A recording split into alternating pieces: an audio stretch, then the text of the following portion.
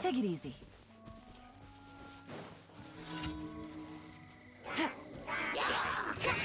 Here comes the catch. Quietly now. Right here. Stay put! Take it easy. Busted.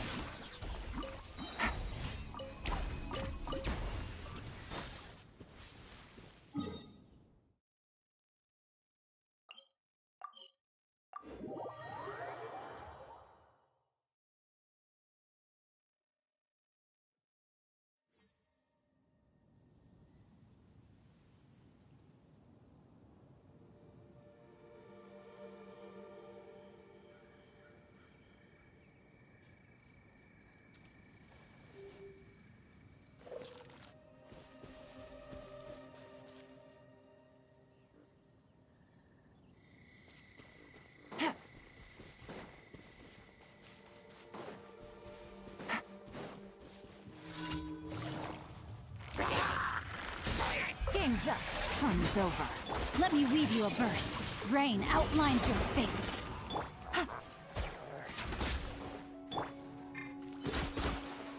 Right now. Right here.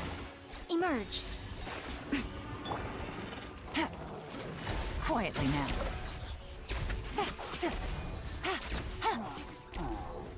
Take it easy. Things are about to get dicey. Right now. Emerge. Gotcha.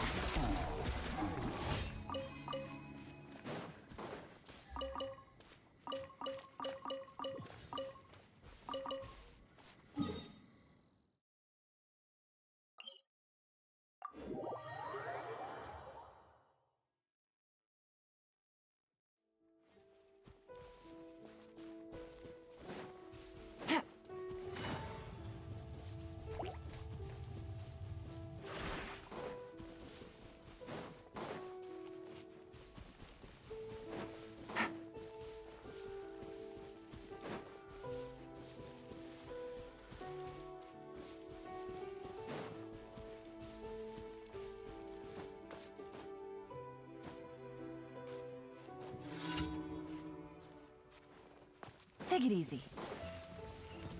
Quietly now. Here comes the catch.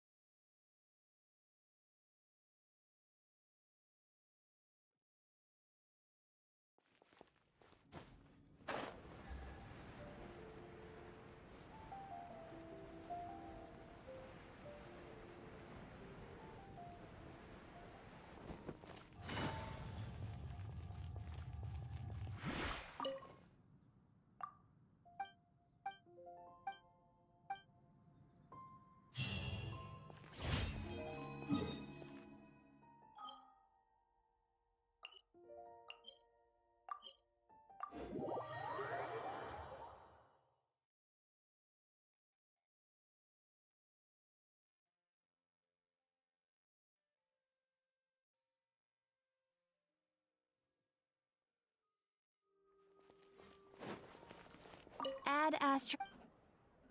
Thank you for Add Astra.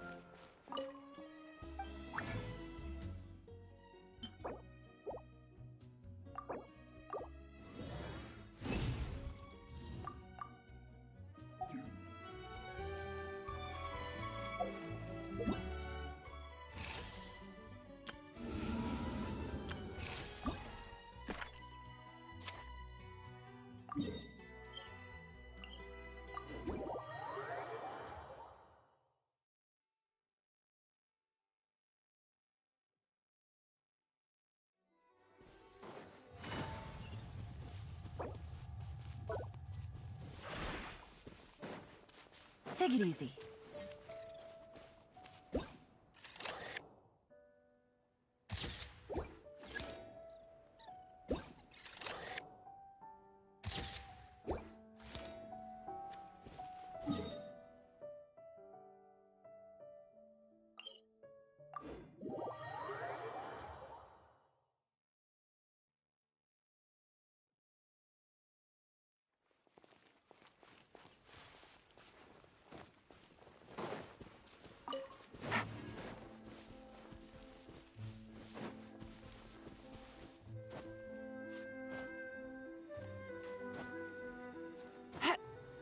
Yeah.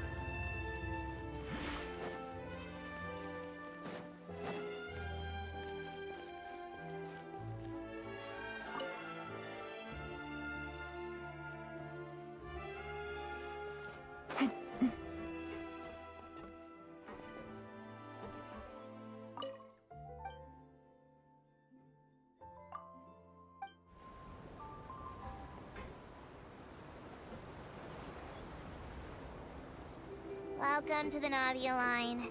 This journey will be returning to the court of Fontaine. I am Elfan, your tour guide for this trip. But I hope you won't mind if my commentary fails to do justice to the majestic views before your eyes. Anyway, the destination of this tour is the capital city of this nation, the court of Fontaine. Even the critic who once compared the city to a cage of stone and steel could not deny its aesthetic appeal. Take it easy.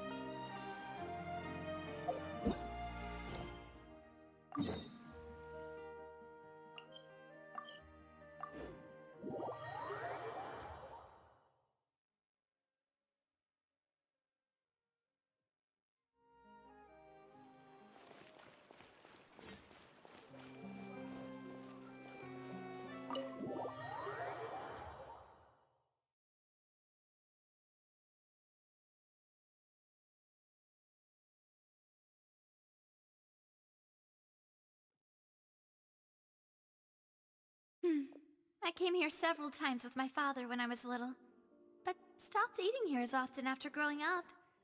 I hope the food here will be to your taste. Oh, don't worry. We haven't eaten at a hotel like this in a while. Paimon's getting excited already. In that case, I'll go order for us first. Please wait here. Ooh, everything looks so good. People in Fontaine sure know how to enjoy life. Why, of course. Go ahead, try whatever you like. If the food's good, I'll make a group reservation for the rest of Spina di Rosula next time. And if it's not? Well, then I'll still bring everyone. Albeit with only one dish per table. You, sure have your own way of doing things. Oh, we called this a farewell meal, but we could also treat it like a victory feast, right? We did just win that case after all. Oh, true. Very true. In that case, boss, we'll have another 2 dishes. Huh? Paimon didn't mean that you had to order even more food. Speaking of cases, do you think that the mastermind behind the serial disappearances will get caught soon now that this has all happened? Well, we've certainly taken a big step forward, but I feel that's about it. We know that there's an organization that means to dissolve these young women, but we still don't know what they are really after. If it hadn't happened right in front of us, Paimon wouldn't have ever believed that a person could be dissolved like that. Right? Yet it was because this was such a preposterous notion that the investigation could never really move forward before. Ugh. If only that guy could have finished speaking!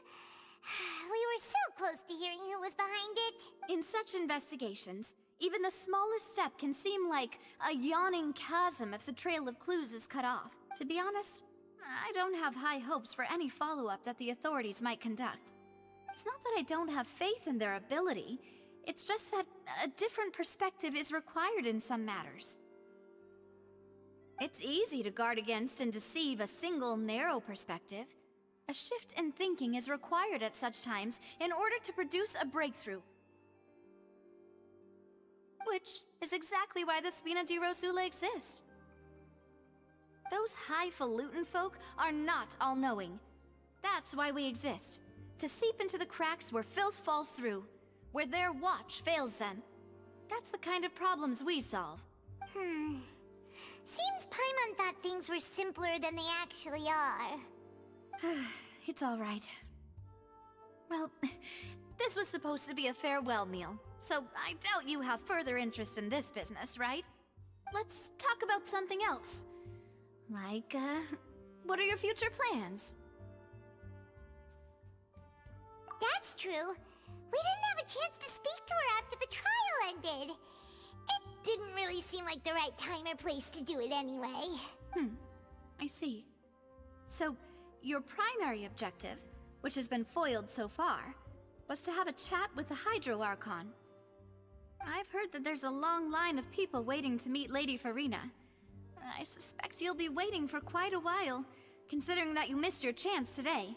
Yeah, we've heard that she's super popular here in Fontaine, and that it'll be tough getting any of her time.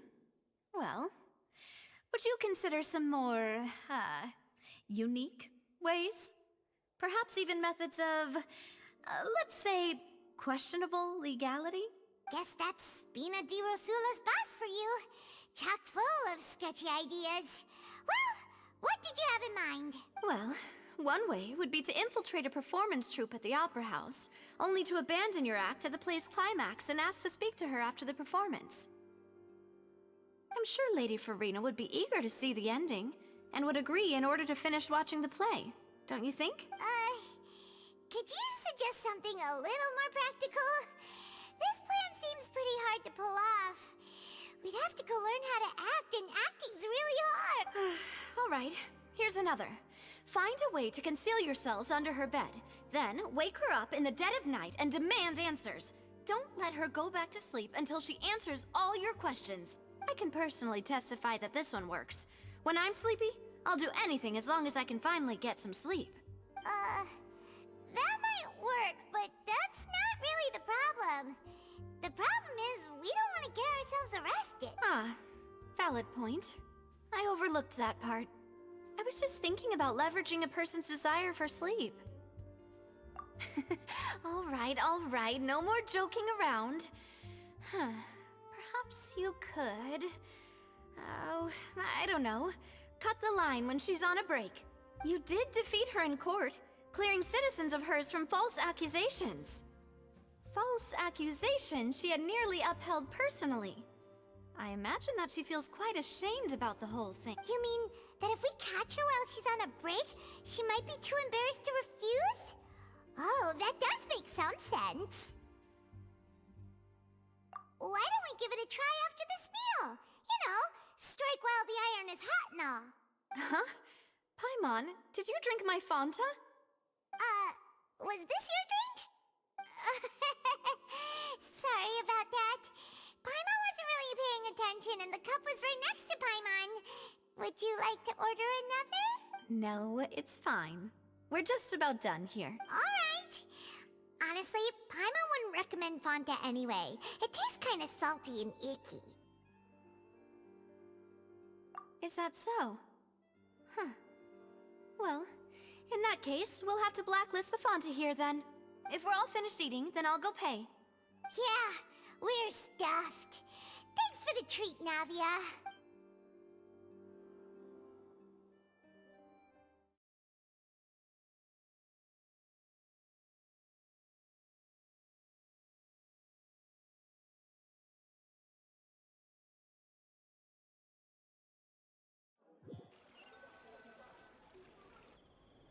Oh, so full. Paimon can barely float anymore. Nah, that would be so... normal. You know, like you. Okay. As for expenses this month, we're left with... Hey, Navia! What are you doing over there? Oh, nothing. It was just a meal, you know? Nothing the Spina di Rosula can't cover.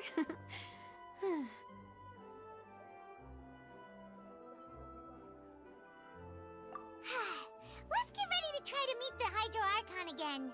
Bye, Navia! So this is goodbye, huh?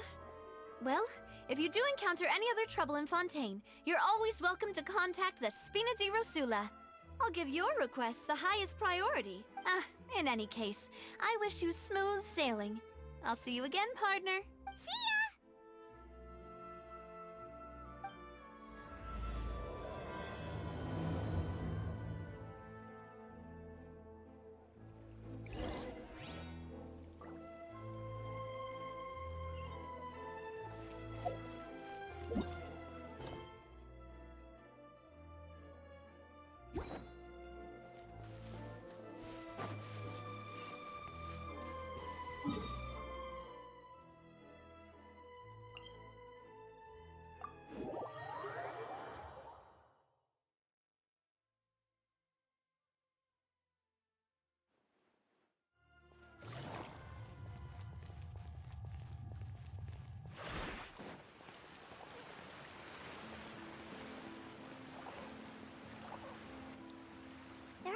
People around anymore.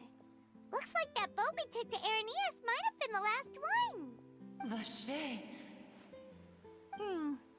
Looks like we're back here again. Huh? Traveler? Are you hearing voices again? Ugh. That's kinda spooky. Are you sure we don't want to come back in the morning? Vache. Hey, why are you still walking towards it? There might be something nasty in the water! Huh? Hang on. Paimon can kinda hear a voice. It's calling for... Vache, right? Hey, Traveler? Stop walking! Come on, wake up!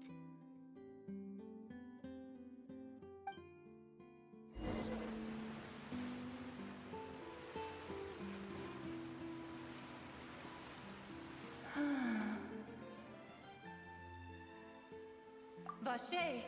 Are you... my dear Vache? No, wait. You seem to be someone else. Do you know Vache? Do you know where my love is? Wait. Who am I? I'm very sorry. I fear I do not know. My memories feel like they have been washed away like a flood. So many fragments dissolved amidst the tide, never to be recovered. How much have I lost? How many things that I once held dear while on land have I since forgotten? Yes, that is what I was once. But now, I am but the consciousness of one who is lost, therefore. I do not know how I came to be like this either. I only vaguely remember being covered in light blue water, and then all grew dim.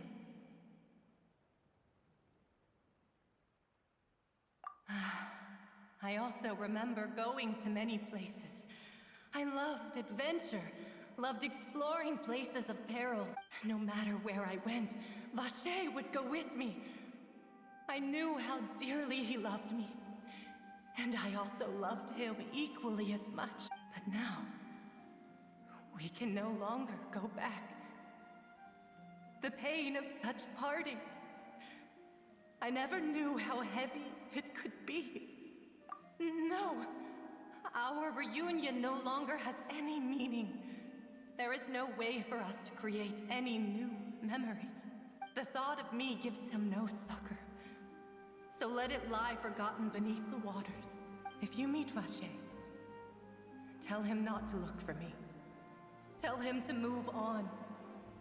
That is the only thing I still remember. Perhaps that is so. As I was submerged in the waters, losing consciousness, I saw Vache above the surface. His eyes were filled with such sorrow, such longing. If only I could have comforted him, told him that I did not suffer. Indeed, I had felt a great warmth. Is that what you call it? Dissolving? If anything, I consider it a form of release. It was a state of neither fear nor frenzy, with only an endless peace, like the water's still surface. I could also liken it to being a thirsty person who drinks water for the first time, and only then sees how they have lived for so long in a world of endless want and anxiety. I think I hear your companion. It's time for you to go, I think. Farewell, then.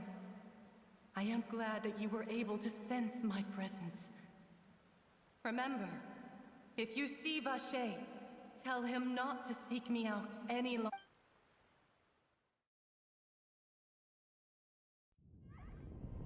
Wake up! Come on, hurry! Navi is outnumbered!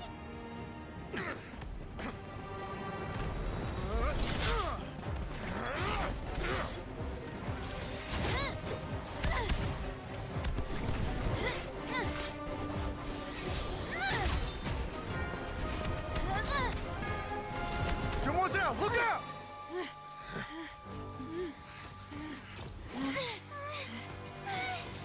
Dear God, it's a whole army of Gardamex.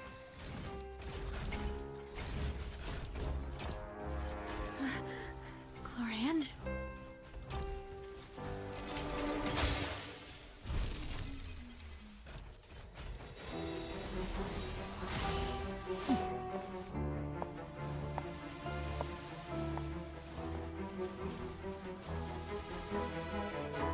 Quick, now's our chance!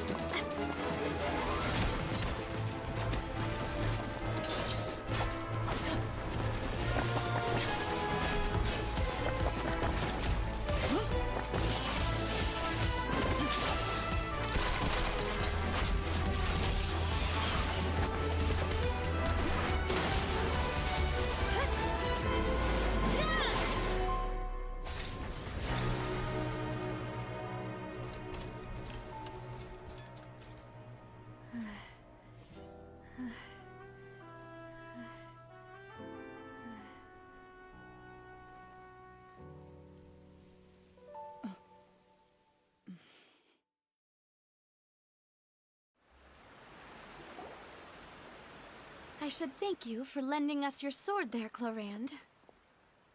But before I do so, could you explain how you managed to show up here? I followed you. It seemed to me that danger has followed you more closely as of late. I believe that following someone without their knowledge is actually called stalking, is it not? Mr. Callus's last wish was for me to ensure your safety, and I will not betray his trust. He would do the same, were he alive today. Do not speak of my father! Sorry, demoiselle. I was not strong enough. Thank you for your aid, Miss Clorand, but do keep an eye out for your manner of speech. I believe we all wish to avoid unnecessary emotional harm. Sorry, I did not consider your feelings. Whatever. What else do you know? How did you come to the conclusion that I'd be in grave danger? I doubt I know much more than you. But I believe that the mastermind behind the serial disappearances is very powerful. Your performance tonight will almost certainly attract their attention. I'm sure they've known about me. To be honest, I'm shocked it's taken them this long to act against me. And what about these Gardamex? I thought only those associated with the Maison Gardiennage could control them. None of these mecha have serial numbers. I was sure to check a moment ago. They are not the ones used by the authorities to enforce the law. I can only conclude that some powerful or wealthy party must have obtained them via illegal means, deploying them as a private force of sorts. What? Your point being that they're out of Spina di Rosula's league, then? Yes. Be careful, and do not act. I will continue investigating no matter what. We will bring the truth to light. That's my father's true last wish. Regardless, thank you for your help today, Clorand. But if you get any ideas, tell me first. I don't much appreciate being followed. I do not think that they'll strike again anytime soon. So I shall stop following you. Good day, all.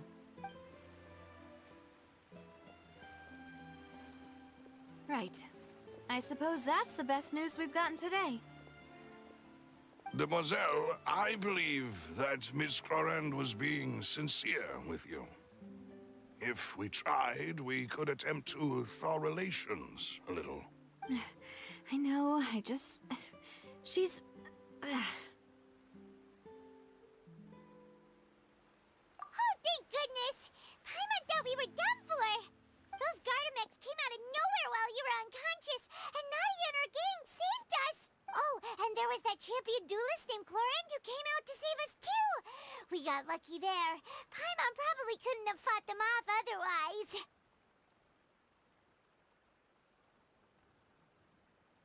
Oh, come now. Forget all that polite talk. That wasn't really a farewell meal we had back there. Not for me, anyway. In truth, I hope that every meal we have together shall be a victory feast. As such, we're still partners. There's no need to thank me. It will take 50 years for me to match Demoiselle's magnanimity. If it were me, I would have joined the Spina di Rosula on account of her goodwill long ago. All right, you two. That's enough. Actually, Navia, how did you know that we were in danger? You sure did show up in the nick of time. Well, to be honest, you're the one who tipped us off, Paimon. Huh? Really? Paimon contributed somehow? Oh, Paimon's even more amazing than she thought! Yes, all thanks to you grabbing my drink by mistake. How did that help? After we parted ways, I was on the way back to one of our bases when I suddenly thought of what you said. That the Fonta tasted kind of salty and icky.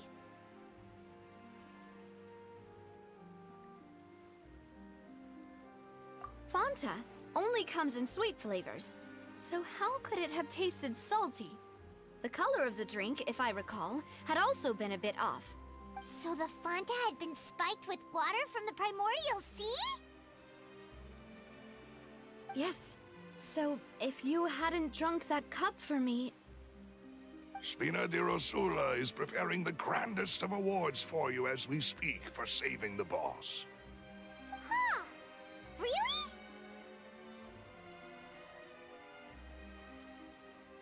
I sent people to Hotel de Boer to investigate, but whoever did this left no trace at all. That's when I figured out that you might be in danger, and hurried here as quickly as I could. But why would they go after us too? All we did was defend Linny in court and help clear his name. Ugh, now we're caught up in this mess too, aren't we? Well, you did foil a plan that they were probably pretty proud of, and almost got their name in the process. Speaking of which, did anything strange happen when you drank the primordial seawater?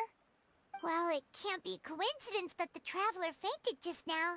She said that she heard that voice calling for Vache again. Oh, and this time Paimon heard it too, but it was real faint. Does this situation have to do with the primordial seawater then? Does that mean the primordial seawater raises someone's sensitivity to hydro when it's used on people who are not from Fontaine? That doesn't sound like too much of a bad thing, to be honest. New intel? While you were out cold? Well, let's hear it, shall we? Oh, that is important. Vache. That name doesn't ring a bell. I suppose he hasn't stepped forward as a witness in court lately. Since he saw that young woman dissolve, he was at least at the crime scene. But he never gave testimony or any information regarding people dissolving in the primordial seawater. Could he have been threatened? Yes, thank you. This is very important information indeed. We will continue to investigate. Oh, you mean you'll help us investigate? Well, you did say that our farewell meal didn't really count. That means we're still part, and besides, we're in this now whether we like it or not. You're not gonna let those people who targeted us get off the hook so easily, are you, Traveler? Demoiselle, do try not to look quite so pleased. You are the face of Spina di Rosula, after all. You talk too much. Well, in that case, let's head back to one of our bases, shall we? I'll arrange accommodations for you. We also have some plans to go over, and hopefully we can deepen our bonds as partners. But we'll take that one step at a time, I guess. Don't worry, you two. With us around, our base is definitely secure.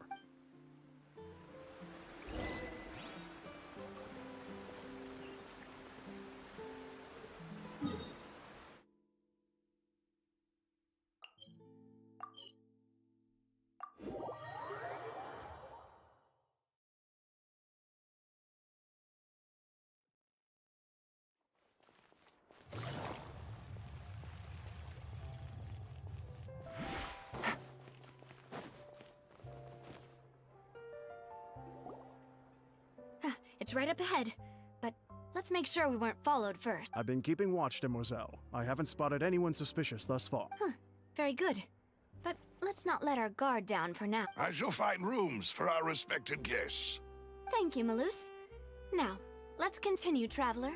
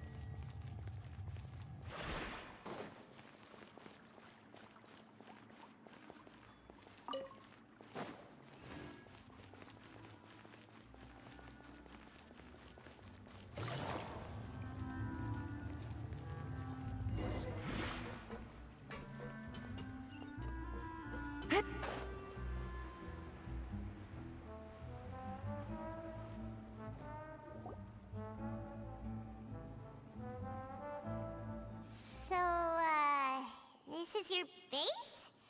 It's not quite what Paimon imagined. Your accommodations have been arranged. Under the present circumstances, I can confidently say it's the best we have. Well, our funds have been a little tight lately. After all, we don't allow illegal or unethical profiteering. In fact, our funds often come from citizenry who support us. Seems like it's tough times for everyone. But if you have the support of the people, that does sound like it's worth it. To be honest, our financial situation was a lot better back when my father was in charge a few years ago. I'm afraid I'm not quite his equal. Your father... he was the previous boss of Spina di Rosula, right? How did... Demoiselle, if you'll allow me to explain... No. I'll explain it myself. I suppose I couldn't run from this topic forever. And as partners, this is something I hope they can understand. My father's name is Callus. Yes, the same one they call Callus the Unfaithful in the streets. 3 years ago, he was accused of murdering his own friend. But he chose a duel to defend his honor, instead of standing trial. He died in the duelist's ring. Oh no. But I do not believe my father was a murderer. I'm sure he was set up. At the time, I believed that if he only stood trial and was duly investigated, something amiss would crop up and prove his innocence. But strangely, he not only requested the duel himself, but rumor has it that even after being seriously injured, to the point where he could be deemed as having lost the duel, he refused to surrender, determined to die in the arena. 3 years later, I still don't understand why. How could he protect his honor if he's dead? If anything, he gave up his chance to defend himself. The closest piece of info I have is that my father had been investigating the serial disappearances case at the time of his death. Ah, so that's why you're so determined to get to the bottom of that case. That's right. I've also tried to investigate the murder my father was implicated in, but I haven't found a single new clue in my countless reviews of the investigation records. However, I believe that if the murder case is related to those behind the disappearances, they must know something. I must know what really happened. Was my father coerced? Framed? Even if he really did kill his friend, I must get... If only he'd been more open with me when he was still alive. He even hid the fact that my mother died due to complications when giving birth to me. And now, here I am investigating his death. You really are a handful, aren't you, Papa? Demoiselle, please, if there is anything I can do, anything at all... I also will never believe that Master Callus murdered anyone. There are none whom I respect more than the two of you, Demoiselle. Master Callus did so much good in life, yet all it took was one murder case for him to be dubbed Callus the Unfaithful. Even our supporters decreased greatly due to that incident, hence our strained finances at present. Wait, if Callus was such a good man, wouldn't people at least be a little suspicious when he was accused? No. Perhaps people just revel in that kind of drama. It's not something exclusive to people from Fontaine, really. Everyone's like that. People love watching the evil turn over a new leaf, but they also enjoy watching good people fall into an abyss from one slip-up just as much. But how could... never mind. If Callus was really falsely accused, we have to find the truth. He didn't deserve to have that happen to him. There is one other thing. Master Callus's opponent in the duel was Ms. Clorand. Oh, her? Well, then, isn't that as good as saying that she was the one who killed him? Yeah, that's not the sort of thing that you can just let go and move on from. Ms. Clorand has always placed great emphasis on the honorable nature of the duel. If her opponent doesn't yield, she will not stop either. She knew Master Callus beforehand and greatly respected him, but seeing how he was resolute in the arena, there was only ever one choice she could have made. It's not that I don't understand her at all, but I just can't deal with this yet. Don't worry, Navia. Paimon knows how you feel. You don't have to force yourself to do that. Afterward, Ms. Clorand told us that at the start of the duel, Master Callus requested that she ensure Demoiselle Navia's safety.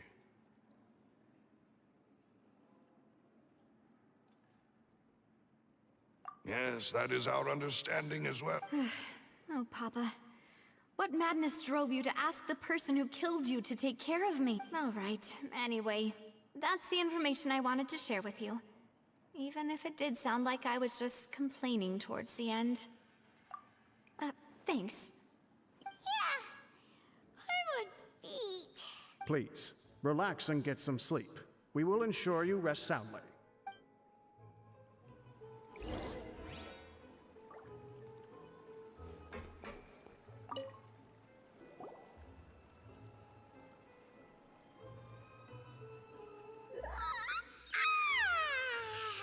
Paimon slept so well. This place feels almost too sick, huh? Navia? Where did the other two go? I sent them back to Poisson. It's Spina de Rosula's place of origin, and where we have our headquarters. There's not much for them to do here at the moment. Paimon gets the feeling that you're just trying to get them off your back. But never mind that. When did you get back? Were you waiting here the whole time? No, I just returned after going out for a while. I did some investigating yesterday regarding the name Vache. Wait, so you didn't sleep at all? How could I after having such critical new evidence appear? Guess Paimon wasn't speaking for everyone just now, huh? Unfortunately, this name seems to have been wiped from existence. It doesn't seem to have a match anywhere. I suspect that those behind this have already taken steps to hinder an investigation from this angle. But that does prove that this Vache person is a key witness in the incident. Does that mean we're too late, though? No. There is one ray of hope. One place in Fontaine that they would find almost impossible to threaten, no matter how much they wanted to. And that is the archives kept by Chief Justice Neuvillette. A place where detailed files on all the cases in recent years are kept. If the Oceanid you met is one of the young women who went missing recently, we should be able to find some related information there. So Neuvillette maintains an archive of case files? Whew. Guess that's the hard-working Chief Justice for you. In that case, let's go talk to him, shall we? Aren't you coming along, Navia? Did you get tired? No, it's nothing. Let's go see the Honorable Chief Justice.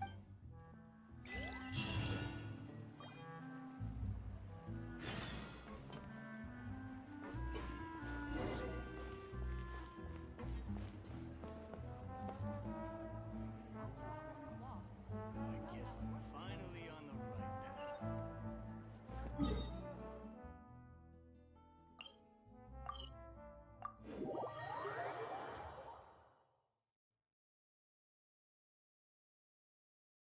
The Palais is right up ahead. Come on.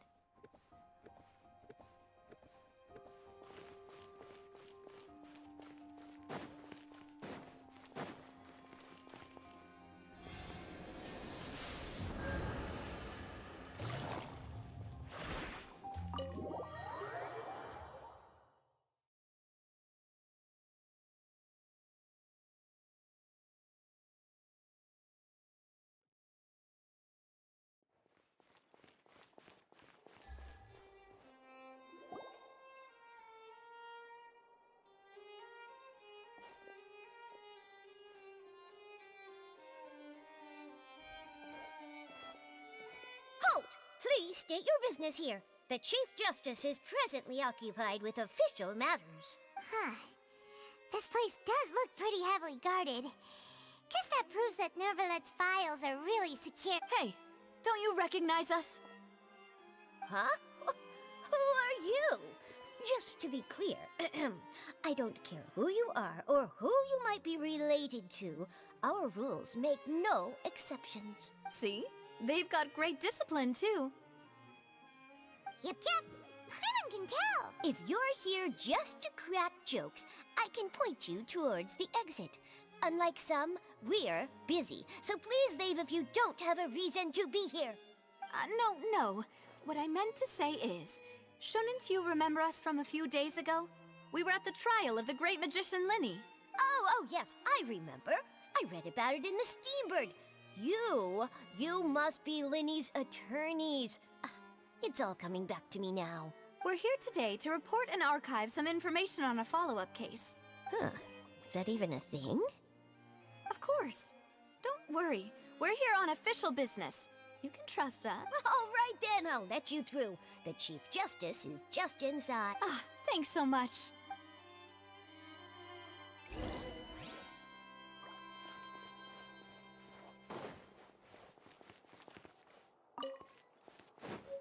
Take it easy.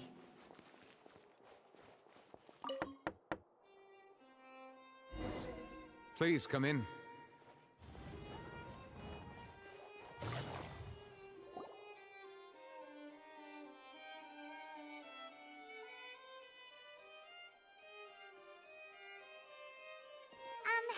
Sorry to barge in, Monsieur Nervalet. We only lied to get in because we didn't know any other way. It's all right. Please let me know how I may be of assistance to you. So you're not mad at us? We're looking for a man called Vache. He may have been an eyewitness in the serial disappearances case. If we can find him, we may be able to unearth some key information on the case. Ah, I see. In that case, please wait here a moment while I browse through the files.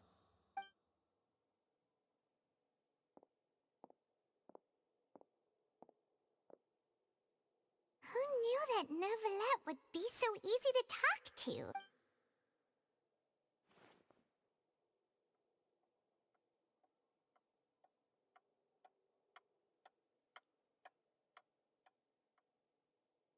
Unfortunately, I'm quite certain that no one by the name of Vache has been involved in any case, criminal or civil, in the past several years. There are no records of him either in the files or in my memory. Traveler, what if it was really just a dream? Is that so? All right then. Thank you so much, Monsieur Neuvillette. We'll take our leave now. Ahem.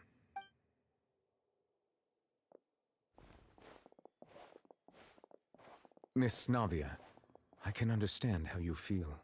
Your father, Callus, was a truly exceptional man. We deeply regret his passing. And what are you trying to say, Monsieur Neuvillette? Are you trying to console me? Extend your sympathy? Or just express some tendril of regret? No. You are not trying to do any of that. I can hear it in your voice. There's no emotion behind your words. You only said those things because you felt like you should. It's just like last time. After my father took his place in the duelist ring, I pushed through the guards to talk to you as a last resort. You even told me then that you thought there was something fishy with the case, yet you still allowed the duel to go ahead. In your eyes, the value of a human life is nothing compared to those cold laws you hold so dear. If you truly regret my father's death, then why didn't you call a stop to the duel? Why didn't you give me the power to stop him from throwing his life away? Why did you just let him die, despised and hated by all? Everything was hanging on a thread at that moment. Just the tiniest effort could have changed everything. There are still so many things I never got to tell him. So many questions he still owes me answers to. If you really have no heart, then just look me in the eyes. I, Navia, will show you the true meaning of regret. I'm sorry, Miss Navia. You and my father are truly alike. You keep all kinds of things in your heart and never say a word to anyone. It's not so much that you can't feel, but that you would never express anything. Oh well. In any case, everyone already knows full well the apathy of the Chief Justice. My apologies for taking my emotions out on you, Monsieur Chief Justice. Let's go, Traveler and Paimon.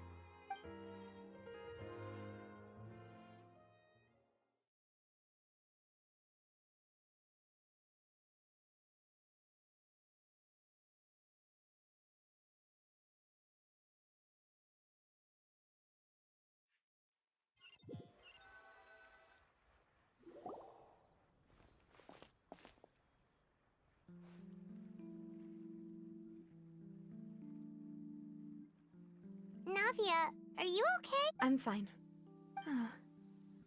Rain. It's raining. You're right. Wasn't it still sunny when we went into the building? And there shouldn't be any active trials today. How strict. Now that I think of it, on the day my father was convicted of murder, it was also raining. What is it? Did you think of something?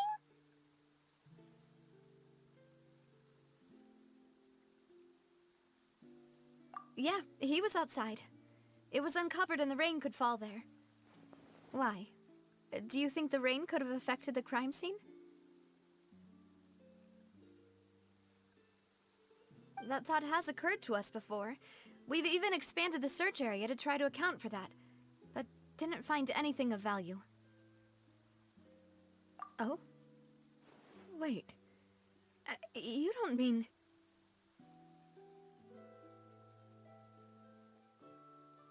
So you're saying that the true murderer could have been turned into water and then got washed away with the rain?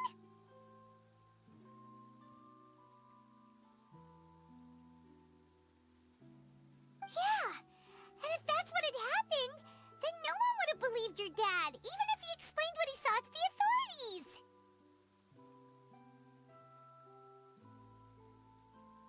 I really think I found a true genius for a partner.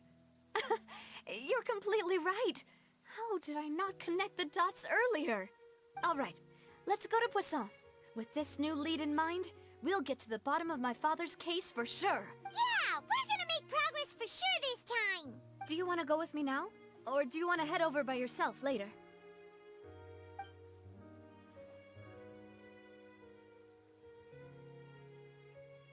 Great, let's go then.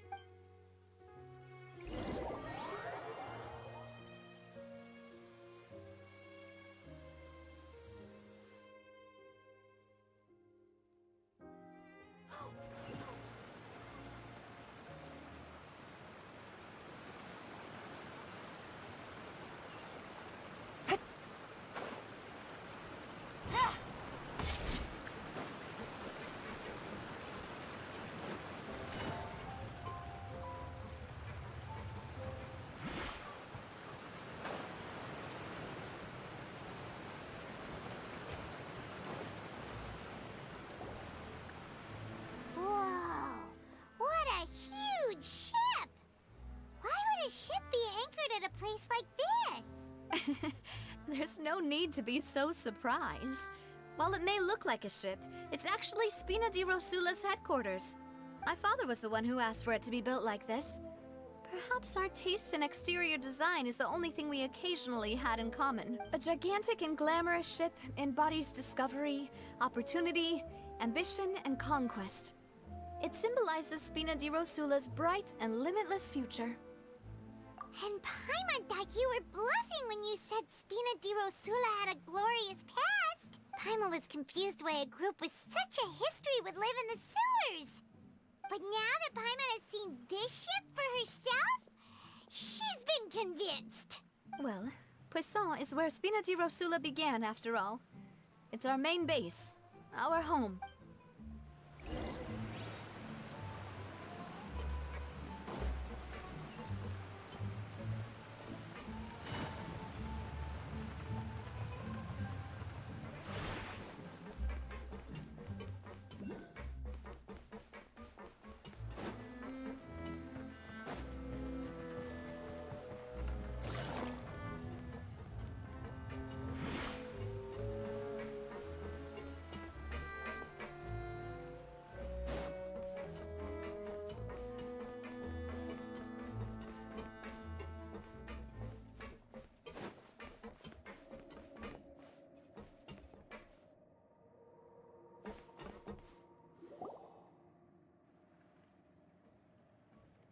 Melus, we're back!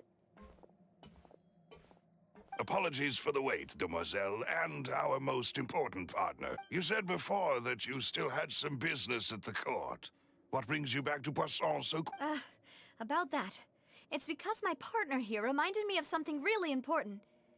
You see, what if my father's case had something to do with water from the primordial sea? You still remember, right, Melus? On that night, it was raining? Yes, the case was quite similar to that of Mr. Linney's. Both were what you'd call impossible murders. Could you tell us a bit more about what happened before? Yeah, of course. Many years ago, something called synth began to gain popularity in Poisson. At a glance, it was a kind of drink that could excite your mood and produce many pleasant hallucinations. Wait! Didn't that guard guy who turned into water also mention that the primordial water could be used to produce some kind of potion? Yes, he did. Considering what we know now, it's almost certain that synth is created using water from the primordial sea. If you drink synth for an extended amount of time, you'll suffer many side effects, such as losing the ability to focus or control your emotions. And if you were to stop drinking it completely, you'll experience flashes of paranoia and anxiety while lacking energy to do anything. It's an extremely dangerous substance. As he oversaw Poisson, my father was compelled to put a stop to synth abuse and called for a complete ban of it. Boss's uncompromising attitude incurred the synth vendor's wrath, but no matter how much they threatened or bribed him, he refused to yield.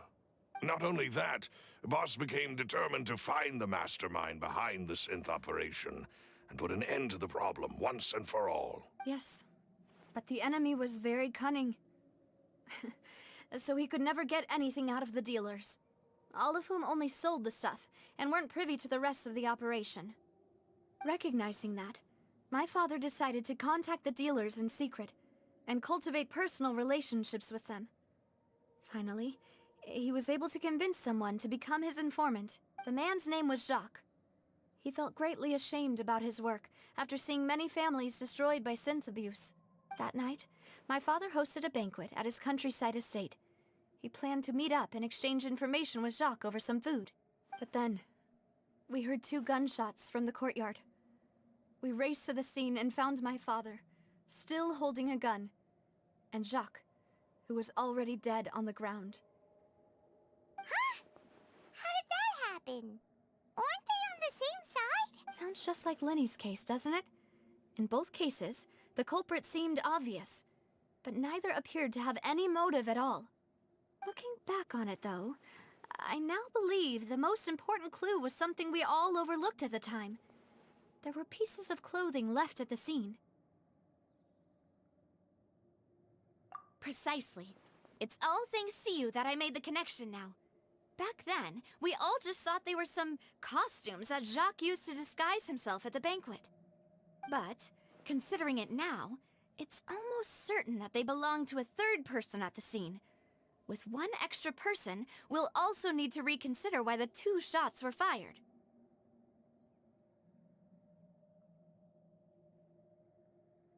You're right. We still don't know what happened. But my intuition tells me that we're on the right track to figuring it all out. I'm finally headed towards the truth. Jacques was an empathetic man who was infinitely remorseful for his past actions. It's unlikely that he turned on Boss with 0 warning. I think this third person is probably the key to the full truth. On that note, however, even though this will not please you, demoiselle, as your and your father's butler, I must still offer a word of warning. Our opponent is insidious and cruel.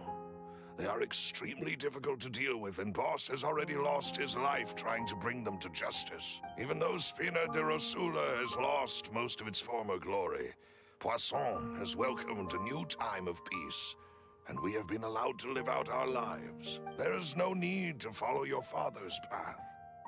It would be both wise and in line with Boss's wishes to step back and give up on the case.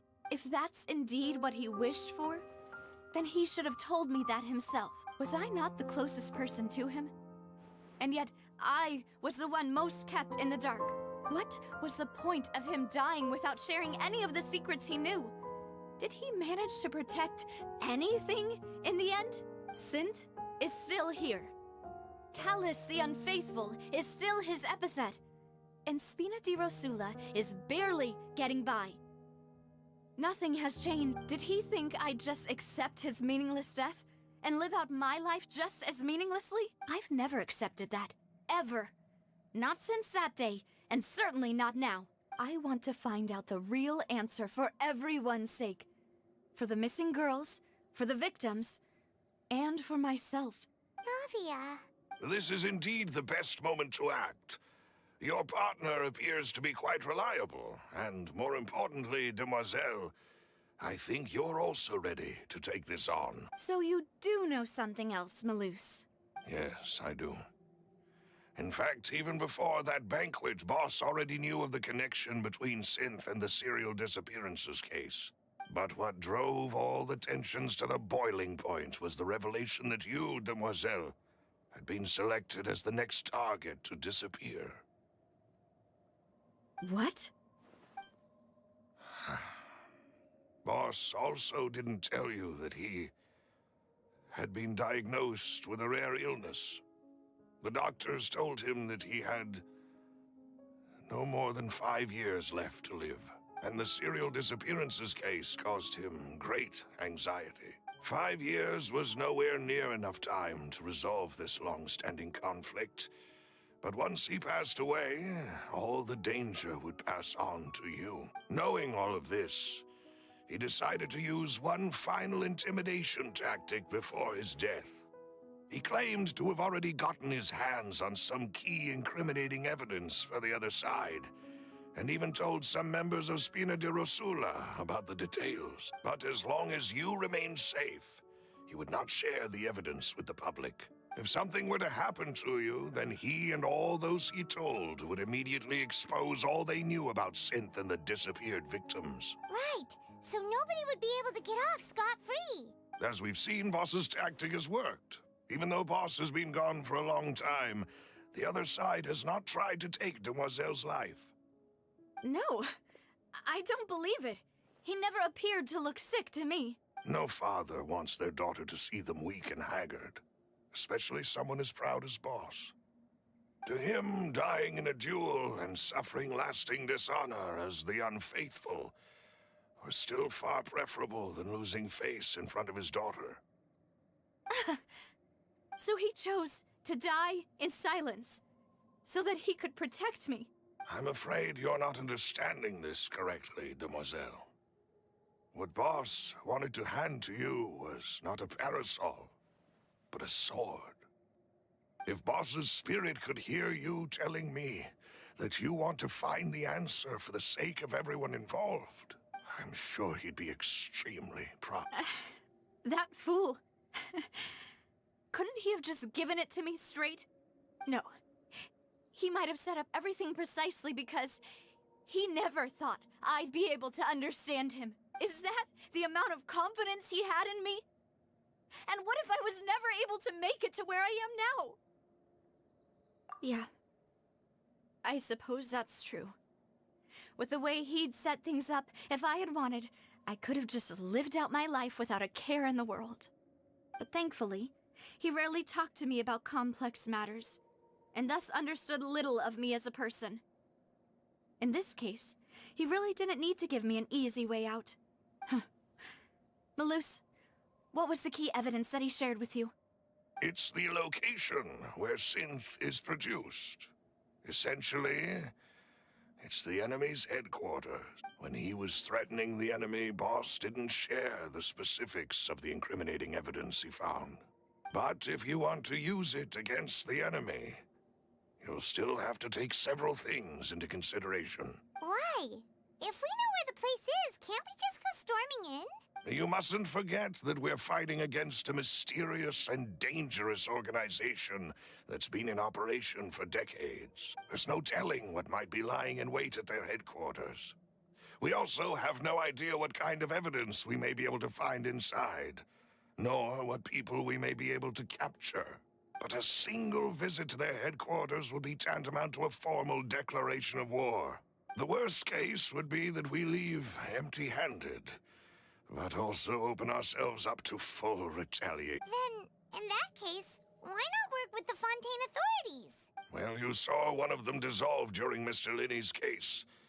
We have no idea just how thoroughly they may have been infiltrated. Huh. That's true. Seems my father really had no choice. But things are different now. It should be a lot easier to prove the other side's guilt, now that we've connected Synth with the disappearances case. You sound like you've put a lot of thought into this, Malus. I am the butler, after all. I live but to serve the boss and Demoiselle's will.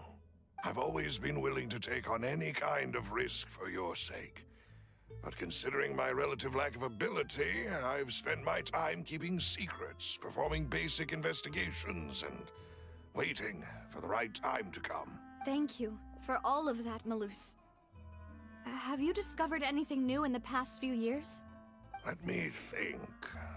One conclusion I came to was that the enemy must be quite familiar with Spina di Rosula, or at least have an informant planted here. When I announced orders to the organization's members on Demoiselle's behalf, I used to deliberately keep a few people in the dark and observe the reactions of the synth vendors. If the vendors didn't change their plans, then the individuals informed of our orders must be innocent. If the vendors packed up and fled, however, then someone must have given them the news.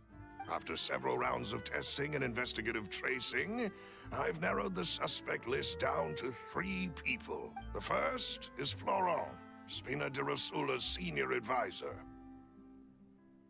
Huh? Florent? Yes, surprising, isn't it? He was one of the people Boss trusted the most, which also means that he was someone who understood Boss really well. Thanks to his position within Boss's innermost circle, he always knew our upcoming plans and could thus avoid capture this whole time. There's someone else like him too. Marcel, the head of Confrérie of Cabrières. Uncle Marcel. It's a guild in Poisson. Boss helped it to grow to its current size and prominence. In the beginning, they were only reselling some daily goods, but now they're one of the richest guilds around, with a lot of business connections in the city. So, they're like a sister organization of Spina di Rosula? Yes, you can say that. When we were fighting against the synth dealers, they provided us with plenty of support. It's a bit difficult to imagine someone using their own money to hunt down themselves. The final suspect is Thierry, the man responsible for coordinating information between Spina di Rosula and the guards. Although the guards mostly leave us to our own devices, there are still many activities we have to report to the local authorities. Since Thierry is always in the know about our current activities, he could theoretically always plan one step ahead. I see. These are all people who I communicate with quite regularly. To think that the enemy we've been fighting against has been right next to me all along, among those I trust the most. It's almost too hard to believe. If you want to investigate them, please take every precaution to not alert the quarry. Judging from our experience, the enemy is extremely cautious. Of course. And thank you, Malus. You've provided us with a lot of great information. You're too kind, my lady. I'm just doing my duty. And before I forget, proving Boss's innocence would also mean clearing him of blame in Jacques' death. After that incident, Jacques' wife and daughter were taken into the Spina's care. They still live in Poisson today. If it might help, you could also pay them a visit. I can make the necessary arrangements. Oh, thank you so much, Malus. You really are the best. A new case awaits, my dear partner. I hope we can work together to uncover the truth and end this case once and for all.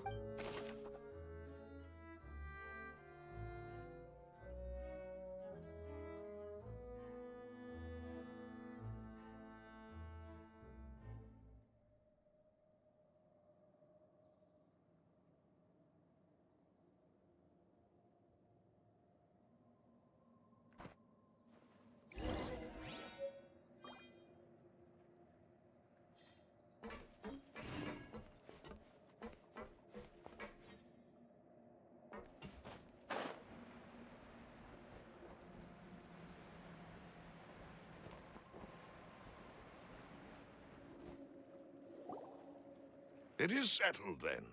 Please excuse me, and enjoy your conversation at your leisure. Thank you for arranging everything for us, Malus. Excuse me, miss.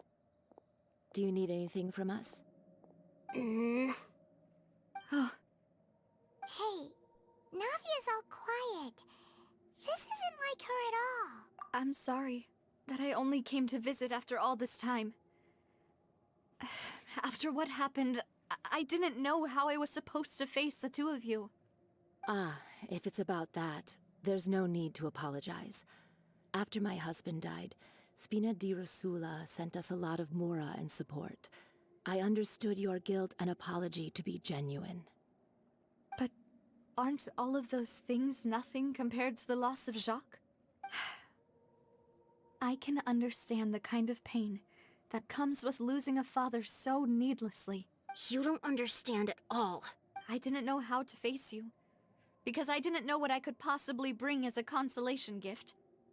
I know only the full truth could bring closure to you. And to all of us. Mm-hmm. I'm sorry. I appreciate the sentiment, but you don't have to carry all that guilt. On the matter regarding my husband, my daughter and I have more or less found our answer already. Would you mind sharing it with me? I really can't believe that my father could ever bring himself to shoot Jacques. I always knew that my husband's money was earned through others' suffering. He told me countless times that if he could turn back the clock, he would never go into the synth business again. He had many regrets, and felt that he took the idea of providing for his family too literally. For the longest time, he thought Mora was everything. So when Mr. Callis came to him with a proposal, he accepted it almost immediately. He tried to be as careful as he could, but even so, he was still found out by the higher-ups. They found out about his betrayal? Papa didn't say that exactly, but Papa did tell me that I should never be ungrateful. Before he left that day, he told me that he had no choice. It was only later that I realized it was his final farewell to the two of us. I don't know that for sure, but you could say that's the conclusion I eventually came to. Which is why I'm the one who should feel guilty. Callis had always taken great care of us, both when he was still alive and after he passed away. Even if he fired the shot that killed my husband, it was likely in self-defense. It is impossible for me to hate him for what he had done. But Mama, why is Papa still the bad guy if he did the right thing? Papa always wanted to be a good man, so why did he have to do a bad thing in the end? Well, things aren't always as they seem. You still feel like your papa was a good man, right? Yeah, Papa was a really good man. The best in the whole world. Then you should hold on to that. If a good man had to do a bad thing, then he must have had his reasons, regardless of whether he left you a parasol or a sword. He must have done so to give you a better life. Oh. Thank you for everything you've told me. I will definitely find the truth. The current state of things is not something I'm willing to just sit back and accept. Thank you. I'm very grateful to hear this from you. Even though your personality is quite different from your father's, your determination when you speak is really similar. You really think so? That's the first time anyone said that to me.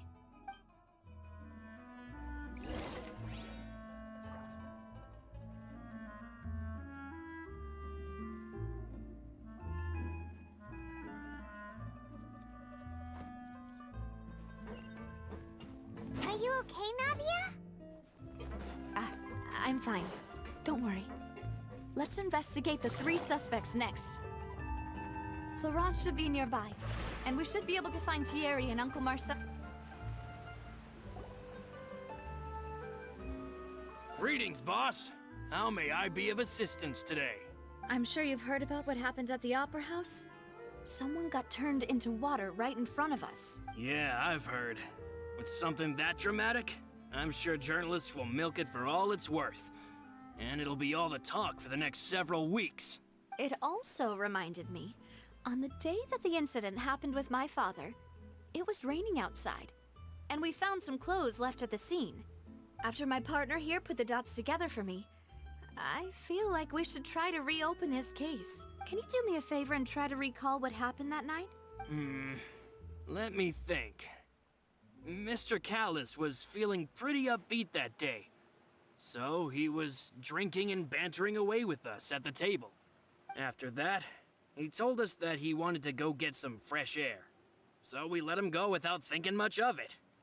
Who knew that we would hear 2 gunshots ring out right after? My first reaction was that Mr. Callus's life was in danger. So I grabbed my holster and made a mad dash toward the scene. But when I got there, it was already too late. Mr. Callus was standing over a dead body with a gun in his hands. All we could do was look back and forth at each other, not knowing what to say. So you also remember 2 gunshots then? Indeed. The guard said that the first shot didn't hit anyone, while the second killed Jacques. But I've never really bought that explanation. Reason being, Mr. Callus had left his gun on the table. I even made sure to confirm that before running to the scene. But according to the guards, that doesn't mean he couldn't have had other guns on his person. About the clothes left at the scene that you mentioned, do you think there was a third person there who was turned into water?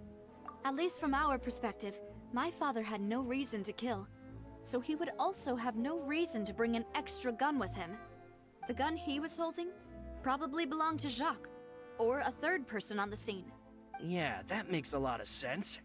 So you're saying Mr. Callus ended up with the gun because he seized it from one of the other guys?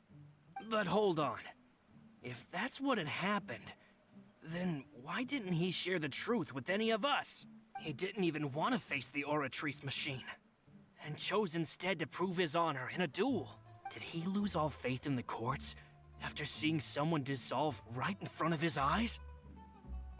About that, Malus told me a thing or two. So, I think I can understand why he committed to the duel. I'll tell you everything once the whole truth has been revealed. I understand. Then, I'll leave Mr. Callus's honor in your hands, boss. And if I may just say one more thing. The whole Callus the Unfaithful epithet has been a thorn in my side since the day it was invented. Many people have laughed at me for still calling him Mr. Callus, even after so many years have passed. But it was Mr. Callus's trust that allowed me to rise through the ranks of Spina di Rosula and live the life I lead today, no matter what others might say. He'll always be the man I respect the most, and he'll always be my boss. Don't worry. I will definitely find the You and all our other comrades at the Spina deserve to know the truth as well.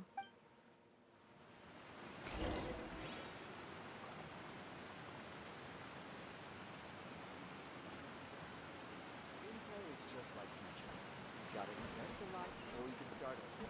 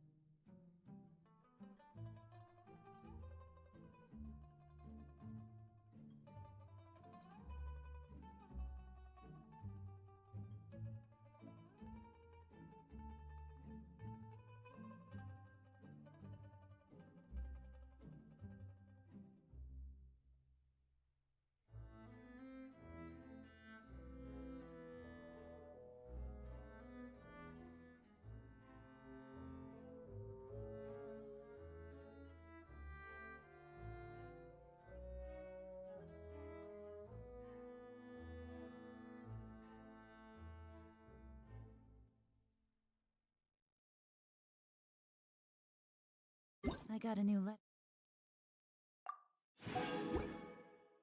from an informant.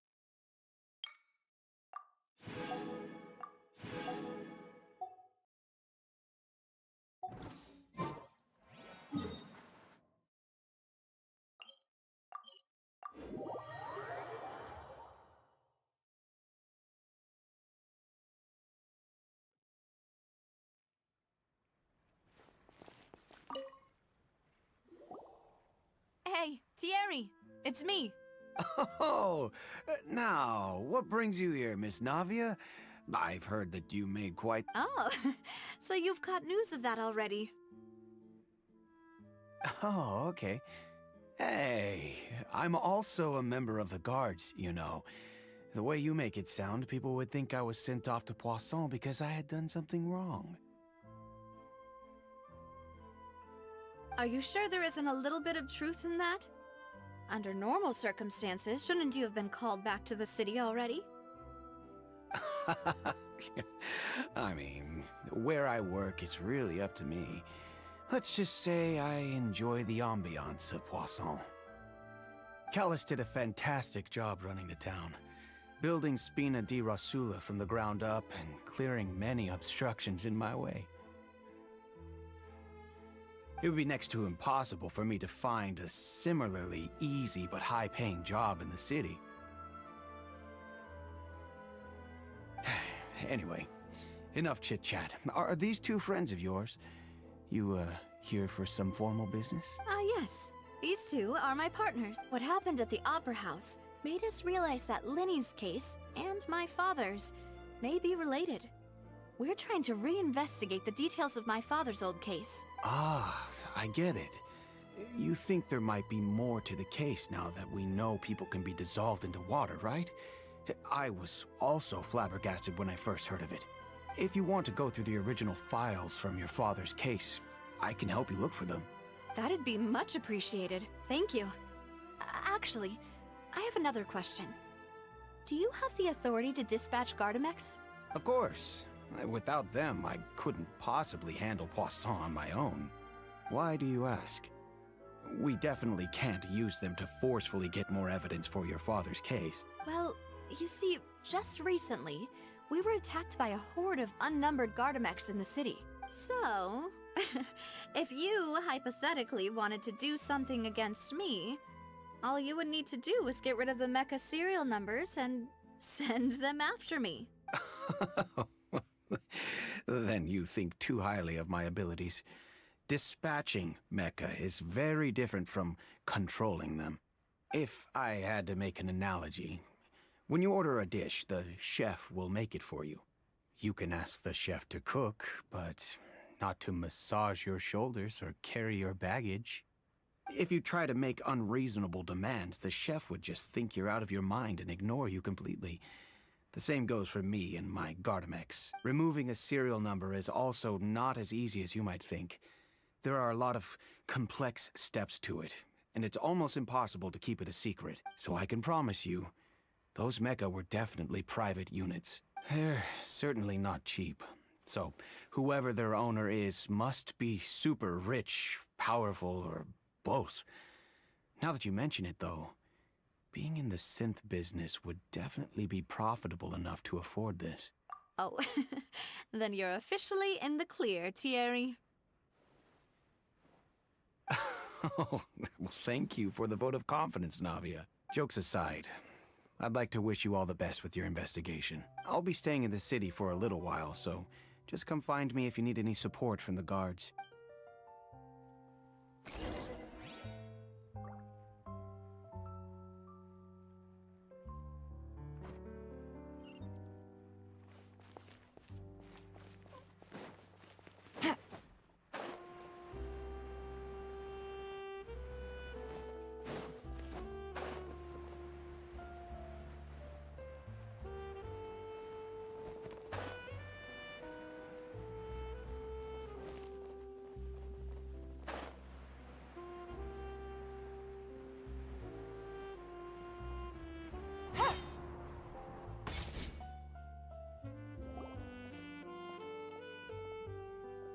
Hello. How may I help you? I'm here to see Marcel. Could you please let him know? You can just say Navia's looking for him. Sure. I will let him know right away.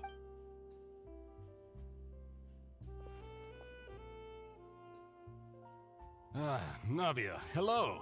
Sorry to keep you waiting. I'm not as young as I used to be, so my legs are giving out a bit. Oh, it's all right, Uncle Marcel.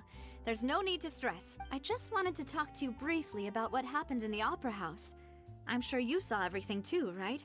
Yes, I've never seen anything so strange. Oh, you were at the Opera House too? That's right. I went there with Navia to see the magic show. Who knew it would turn into a whole murder mystery? I also witnessed your marvelous sleuthing work. Quite impressive. To beat the Hydro Archon at her own game on her own turf, I can already imagine everyone in Fontaine discussing your exploits over a few glasses of wine. Oh, Paimon doesn't want to become the talk of drunkards. Apologies. It's just how Fontaine is as a nation. Everyone loves drama and theatrics. Uncle Marcel, you've also noticed that other thing, right? The fact that humans can dissolve in water? Yes, I was reminded of your father's case right away. Is that what you're investigating now? Exactly. I still don't have much solid proof, but I can sense that the other side has already begun to act. Oh, and what makes you say that? We were attacked on Araneus by some unnumbered Gardamex. And there was also an attempt to get me to drink water from the primordial sea. If not for the vigilance of my partner, I probably wouldn't even be here talking to you right now. Oh, you're giving us too much credit. Wasn't it you who protected us? Alas, it seems things are heating up again. The peace that Callus sought so dearly will soon become a thing of the past. But rest assured, Navia, Poisson will always remain a safe haven for you. If you're scared, you can always return there. If anyone dares to lay their hands on you there, the Confrérie of Cabrières will use its funds to the last Mora to bring them to justice. Thank you, Uncle Marcel. But I don't intend to go into hiding. I'm going to strike while the iron's hot. Do you have any new thoughts on my father's case? About that. Sorry, my age is catching up with me, so it'll take me a while to recall my memory. The Confrérie was responsible for that banquet, so I was out and about the whole time making sure things were running smoothly. I didn't even have the time to drink with the guests. Then I heard the sound of a gunshot, and the rest was history. Oh, it's okay. No need to push yourself. We'll ask around some more, see if there are any valuable clues elsewhere. Sounds good. Just let me know if you ever need Mora. All my wealth comes from Callus's patronage and support. I'll spend however much it takes to clear his name.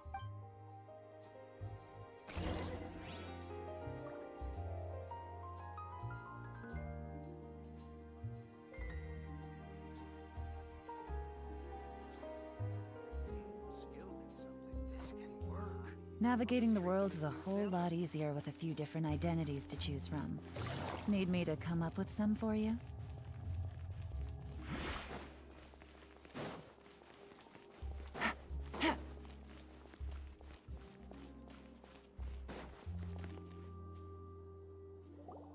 We've talked to all three suspects, purely based on their conversations with me.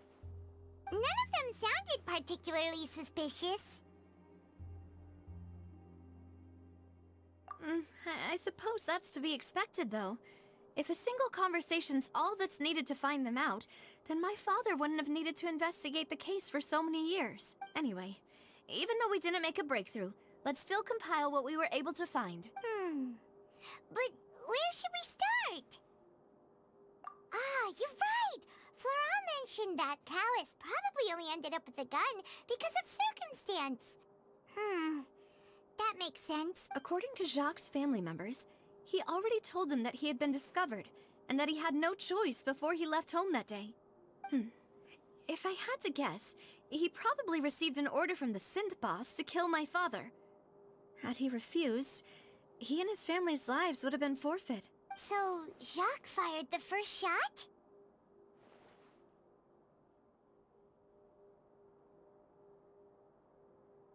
Oh?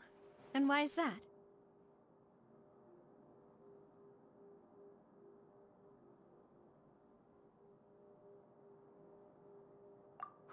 that's a good point. Jacques probably already knew that he was just being used as a tool for murder. And once he had completed his mission, he'd be of no more use to his boss. Huh. So, what would make more sense from his perspective would be to turn his back on the Order and seek protection from my father.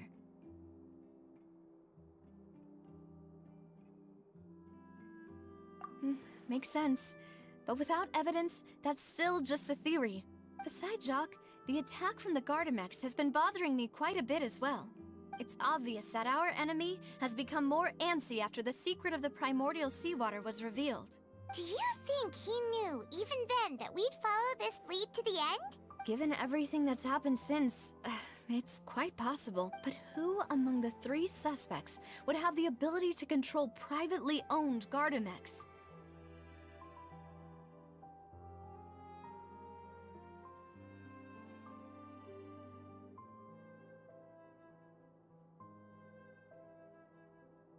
Uncle Marcel? My father did really trust him. And they worked together on a large number of projects. Maybe that's how he got to know Jacques. And with funds from the Confrérie, he could also afford a large number of Gardamex. It's still really hard for me to imagine, though. After all, Uncle Marcel has been around since I was just a child. Also, wouldn't this mean he has been spending a whole lot of mora and energy to fight his own synth business?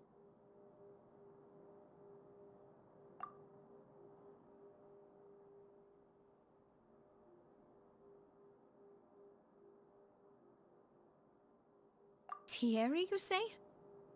Huh. It is possible that he's figured out a way to convert the Gardamex for personal use. But I didn't feel like he was lying when he was talking to us about the mecha. I also don't think he'd be able to keep that kind of tampering under wraps. Yeah. Had he actually tampered with the mecha, we'd be able to prove it with a simple check of the guard's inventory. If the mecha were taken from the guards, it should be pretty easy to find out when and how that happened. Florent? It is true that he was closest to my father, and thus had the best chance of learning about his dealings with Jacques. But as Spina di Rosula's advisor, his work mostly deals with personnel and security, so he shouldn't have much means when it comes to finances. So you're saying he's too broke to afford a mecha army? Exactly. He can't. And even if he could, I don't think he would be able to dispatch a whole group so quickly. Who could it be?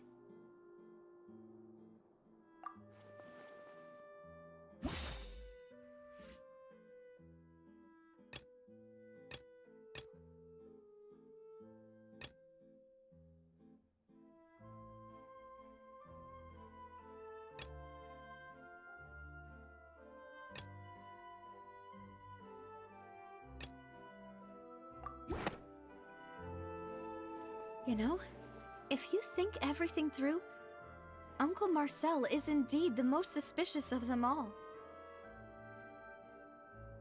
Could we be missing other suspects?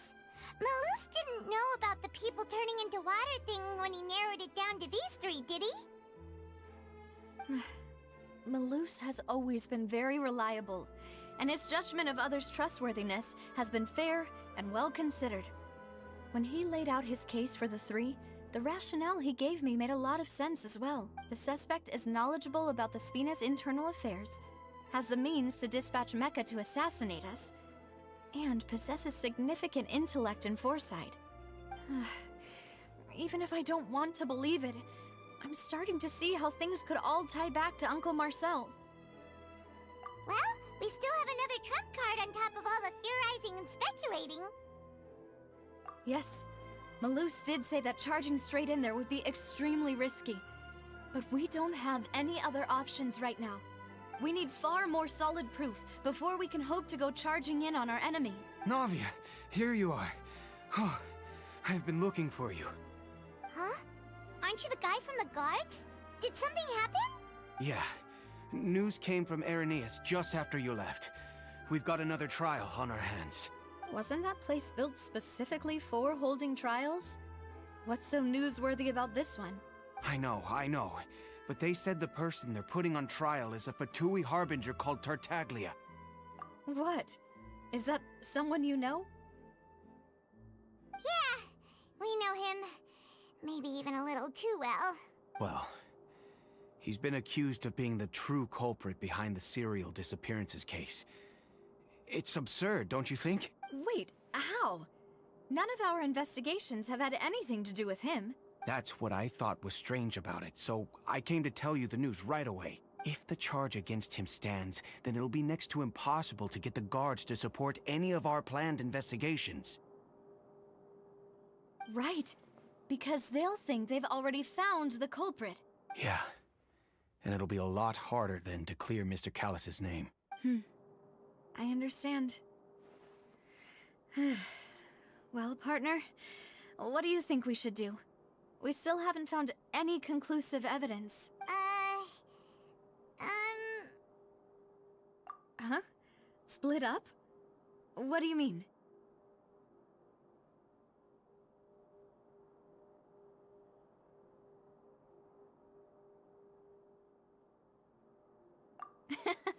Just as expected of my part. Since this is a trial about the serial disappearances case, the culprit's attention will be focused on Irenaeus, leaving his home base wide. You're right. This is our best opportunity. All right then, let's do this. I'll stall them at the Opera House and charge Marcel as the true culprit. I won't have any chance of making that charge stick, though, unless we find more evidence. It'll be up to you to make it back in time and hand the decisive evidence to me. We'll help you, just like you helped us in Linny's trial. Demoiselle, please allow us to accompany you. I'm ready. Ah, Malou, Silver. When did you two get here? We heard that you'll be leaving Poisson and figured that you might require our assistance. It's our hope that your confidence will be bolstered with the two of us by your side. Thank you so much. Then, let's make haste for Irenaeus. Paimon, Traveler, I'll see you at the Opera House. See you then!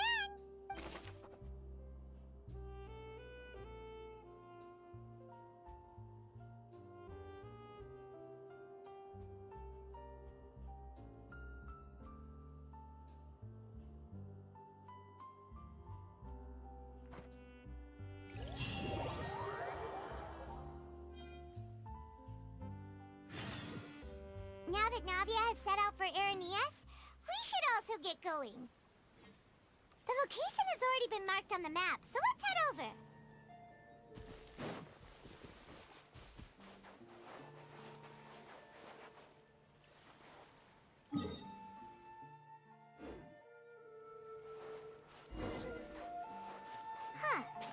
According to Malus's info, the synth production base is underwater. Let's go and try to find the entrance.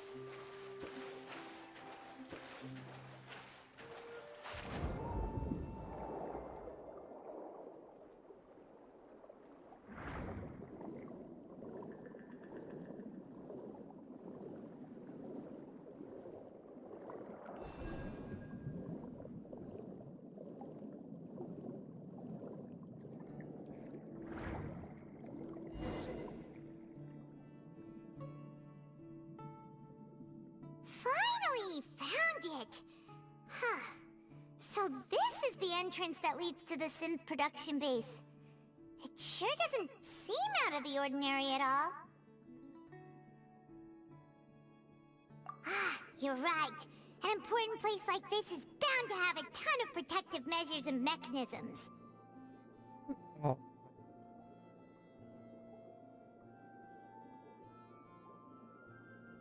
Navia's probably arguing up a storm right now to stall for us.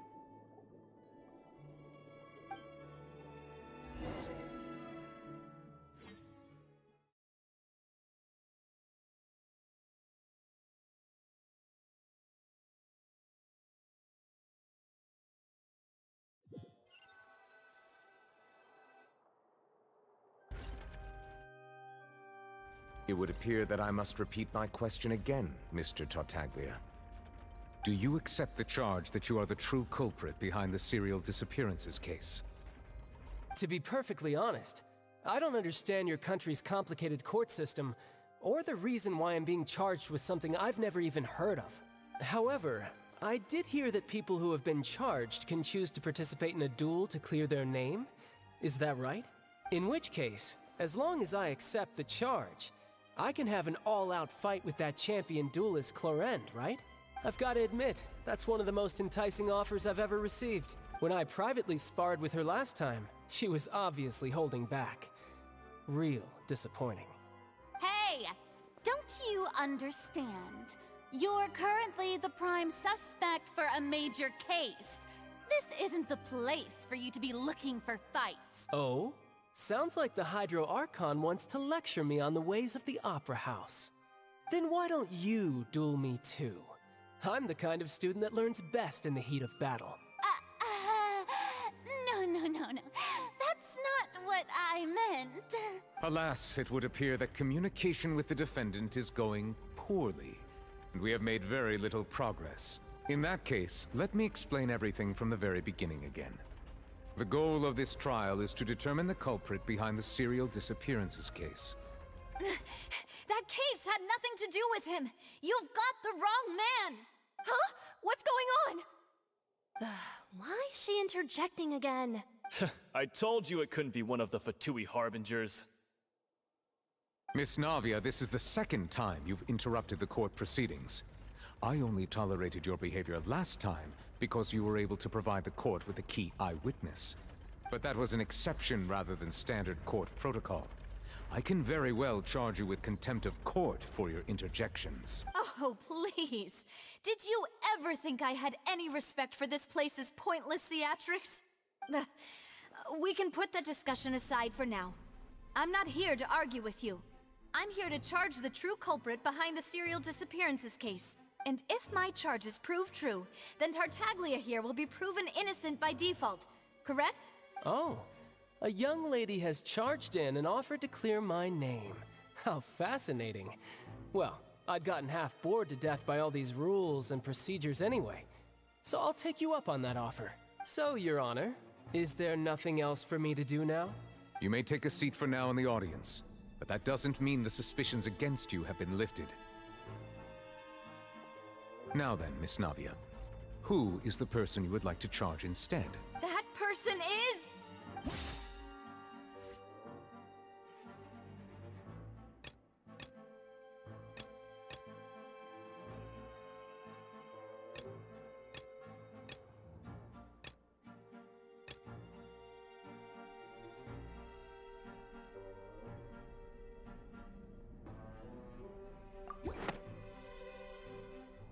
Marcel, the head of Confrérie of Cabrières! Huh? What confrérie? Never heard of them in my life. I've heard of them, but weren't they Spina di Rosula's sister organization? Oh, is this going to be a friends to enemies type situation? Please let me remind you, Miss Navia, that charging someone is an incredibly serious matter. Committing to the charge also means taking on the legal responsibilities associated with it. And if the charge fails, depending on the circumstances, you may also be charged with the crime of making a false accusation. Knowing this, do you still wish to charge this man? Yes, In that case, I declare the charge to be valid. Miss Navia and attorneys, please take your places on the court. Members of the guards, please contact Mr. Marcel right away so that he may stand trial.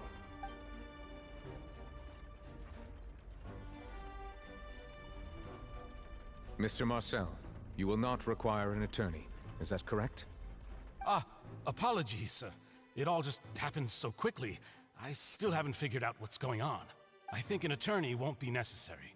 This is probably just a misunderstanding between me and Navia. Very well. In that case, since both sides have now arrived, Miss Navia, please present your charges. I would like to take everyone back to 3 years ago, to the case of Callus the Unfaithful. Only through elucidating what really happened in that case can we connect all the dots for the serial disappearances case. Navia, do you really think that I was the one who killed your father? Come on, why would I do that? Callus was my benefactor, and remember both you and I only ran to the scene when we heard the sound of a gun. If that's enough to make me a suspect, wouldn't that make everyone at that banquet a suspect as well? I think there's no point in getting into the specifics right now. The audience doesn't even have the big picture yet. Even I'm struggling to remember some details of that case. Halo.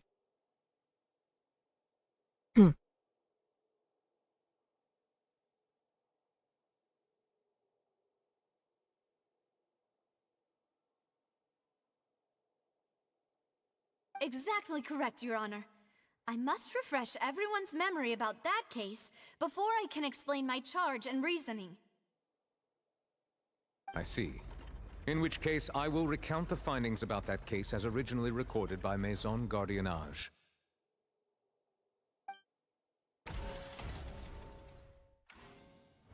On the day of the murder, Spina di Rosula hosted a large banquet in a countryside estate owned by the Confrérie of Cabrières.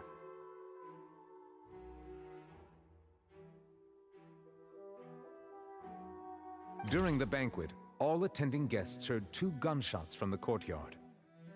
When the guests arrived at the scene, they found the primary suspect, Callus, holding a gun, while his acquaintance, Jacques, lay dead from a gunshot wound. The guards' investigation did not recover any other firearms from the scene. As a result, they concluded that the suspect's first shot must have missed, while the second must have taken Jacques' life. The suspect did not dispute this conclusion, and also declined to defend himself in court. Instead, he chose to prove his innocence through a duel. Callus was defeated by champion duelist Clarande in the ensuing duel, and soon succumbed to the injuries. These are the known facts about the case. The one with the motive to kill was Jacques, not my father. And even so, Jacques still had no reason to pull the trigger. In truth, the third person shot Jacques first, and was shot in turn by my father when my father seized the gun from him.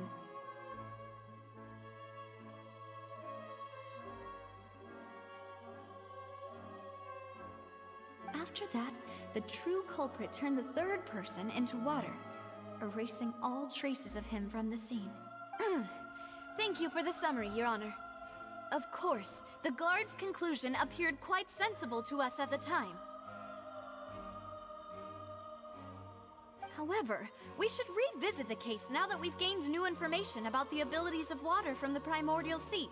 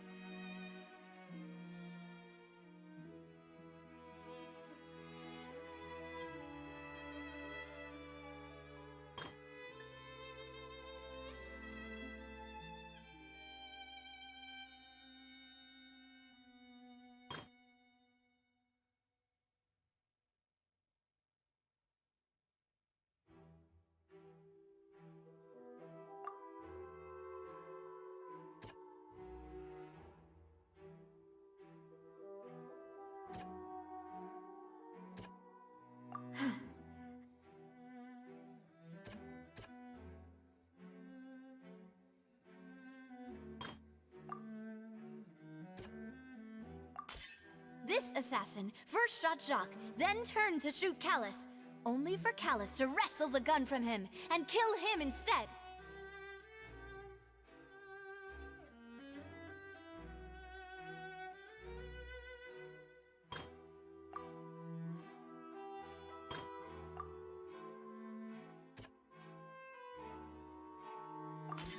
A pile of clothing was found at the scene.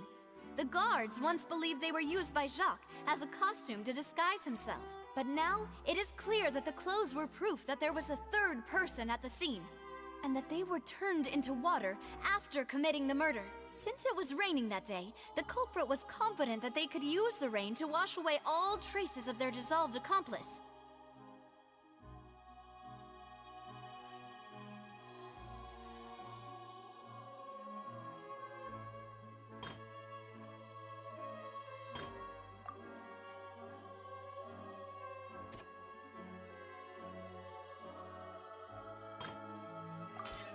The testimony of the victim's family confirms that Jacques had thoughts of assassinating Callus when he set out for the banquet. However, in the end, he reconsidered, and instead shared everything with Callus, hoping to seek the latter's protection. Unfortunately for Jacques, the true culprit had already considered this possibility, and had sent out another assassin. Realizing this, the true culprit caused the hired assassin to dissolve into water, leading everyone to believe Callus was responsible for Jacques' murder. This is the true version of events.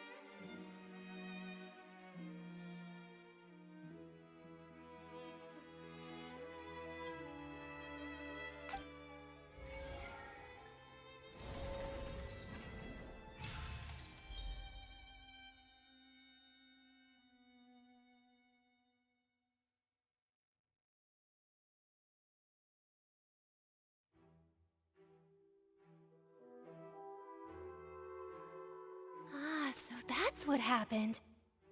Wait, you're telling me something as dangerous as water from the primordial sea has been used for all these years? What a great theory. It also explains Callus's and Jacques' respective motives. I guess they didn't shoot each other after all. Mr. Marcel, you are the one being charged with the crime. You should provide a rebuttal if you wish to prove your innocence. But I think I agree with everything Navia just said. In fact, there was nothing in her speech that directly implicated me. Then, may I ask some questions? In my opinion, we primarily need to determine two things. One, do you have the evidence to back up your claim? I'm afraid not. At least not at this very moment. Boo! If you don't have any evidence, you should just go home! I may not have the evidence with me, but I know where I could go to collect it. If we look up the deserted clothes against a record of people who went missing around the same time,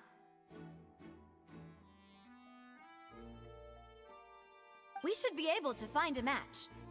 Considering the serial disappearances case, the guards probably kept careful records of all missing persons from around that time, regardless of age or gender.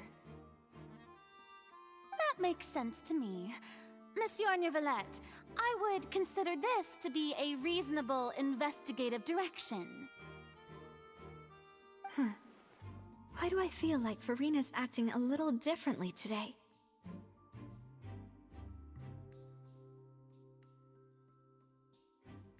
Maybe she's scared of embarrassing herself again?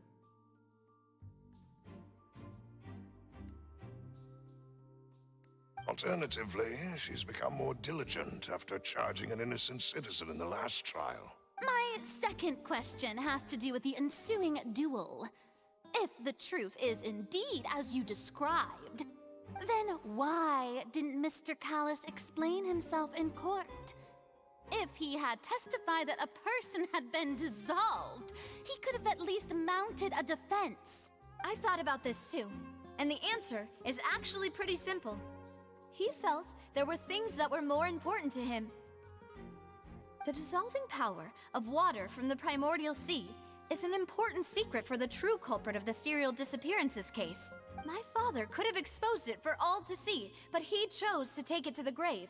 At that time, Spina di Rosula was in dire straits, and his reputation had already been shattered. He had no guarantee that going forward with the truth would allow the culprit to be brought to justice. What was certain, however, was that it would paint a gigantic target on my back. Boss once told me that Demoiselle had already been selected as the next target of the serial disappearances case. What? If the secret had gotten out, the culprit would have fought an all-out war with Espina right there and then. I wouldn't have been the only one in danger. All of us would have stood to lose our lives. Of course, the guards might eventually figure out the truth of the matter and determine that we were in the right. But what good would that do? How can a hollow verdict protect anyone? Had this opera house ever given my father any kind of confidence in its brand of justice, Spina di Rosula would have had no reason to exist. But by staying silent, we retain the ability to deter our opponents and continue the stalemate. I was able to become Spina di Rosula's president, which made me harder to target, as well as giving me more time to grow and learn. And once I have figured out the truth and stepped up to the challenge, I will do what this opera house cannot, and restore my father's truth and honor back to him. So, you mean to say, your father intended to die in the duelist's ring? That's right. Do you have any proof? Of course. All you need is to ask his opponent, Clarence. I don't need your apology, your guilt, or your support from the shadows. You don't have to do anything for my sake. But since he entrusted his will to you, Clarence, you should tell us the truth about his sacrifice. So, during the duel, did you believe that Callus was intending to die? Yes, I did. As a champion duelist, I've fought many battles and taken a countless number of dishonored lives. In my line of work, I've seen all kinds of people give their all for the faintest hope to continue living. Some were determined, others passionate, and some even manic and twisted. Just one look and I can tell if a duelist is hoping to live or if they're looking to die. I hereby swear on my name and honor as a champion duelist that Mr. Callus never intended to leave the ring alive. Since that's your testimony, I have no more questions.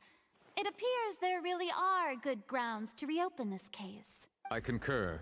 However, Miss Navia, you still have not explained the link between your father's case and the serial disappearances case.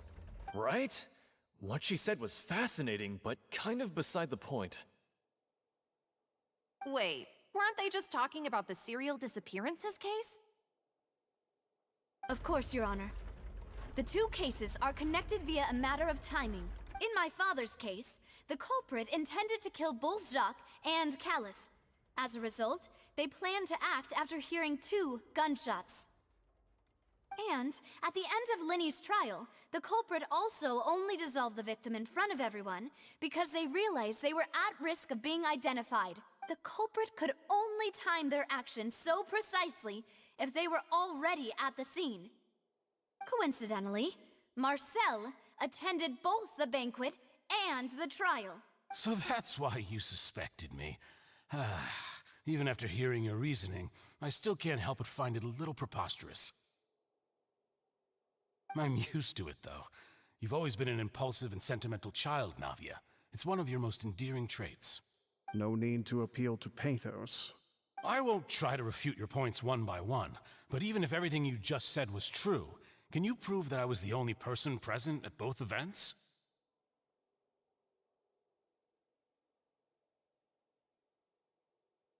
On top of that, does a person have to be physically present to control the timing?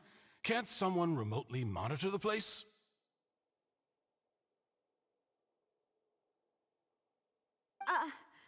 Don't know what she can say to that. I know that even with that, you might still think you can reduce the list of suspects with some further investigations, until I'm the only one left on the list. Alas, who won't feel at least a little hurt by an accusation of murder from a girl you see as your own daughter? But if I were to dismiss this completely, you'd also think I'm not being considerate of your feelings. Ah well, let Uncle Marcel teach you another lesson. Do you know what the biggest flaw in your reasoning is? I suppose you're gonna tell me anyways. It's timing again. I'm a businessman by trade. From that standpoint, there's no reason for me to kidnap young women. It's a high-risk action with nothing to gain. In addition, I left my home in Snezhnaya when I was young to come to Poisson and work in some trade. My business only thrived when I received Callus's patronage.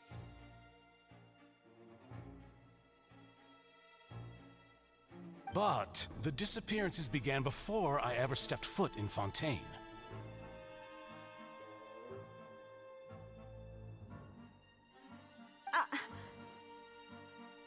I do apologize, demoiselle. This was my mistake.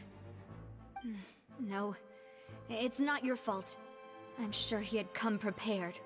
Is there anything else you'd like to say?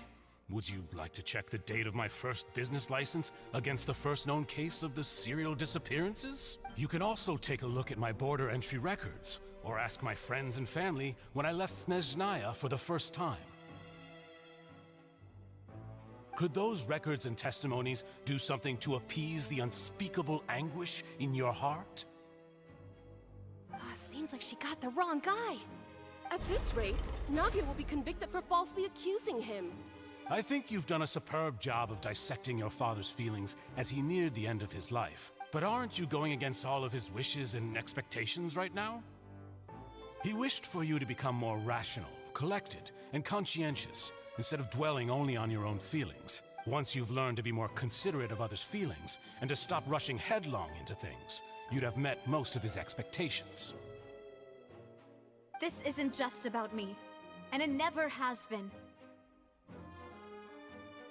The biggest difference between me and the rest of the victims is that I still have the ability to search for the truth, while that same agency has long been taken from them. The people whose families were destroyed by synth abuse, the people who lost their loved ones to the serial disappearances, and the people who suffered tragic ends due to their sense of justice. Many people's images are flashing before my eyes. I'm sure some are coming to those of you in the audience as well. And whose image do you see, Marcel? Is it a man named Vache? Huh. Oh, so you do know that name. I'm merely surprised you'd suddenly say the name of someone I've never even heard of. I was waiting for you to say that.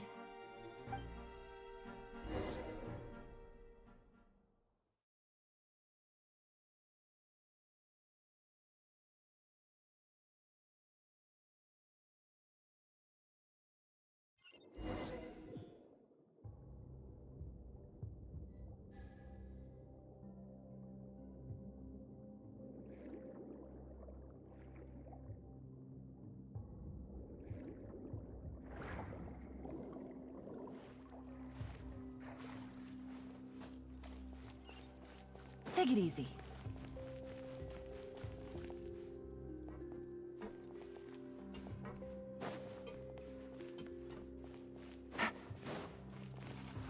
Busted. Take it easy. Ring cutter. Right now. Right here. Right now. Things are about to get dicey. Quietly now. A sight to behold. Emerge. Right now. Emerge. Cha!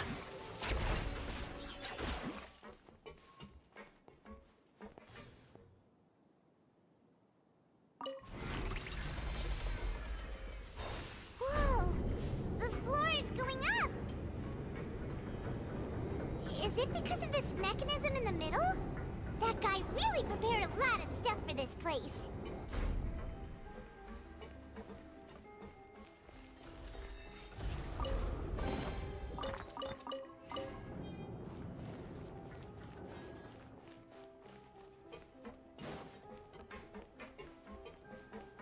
Paimon thinks we need to go up, but Paimon doesn't see a way.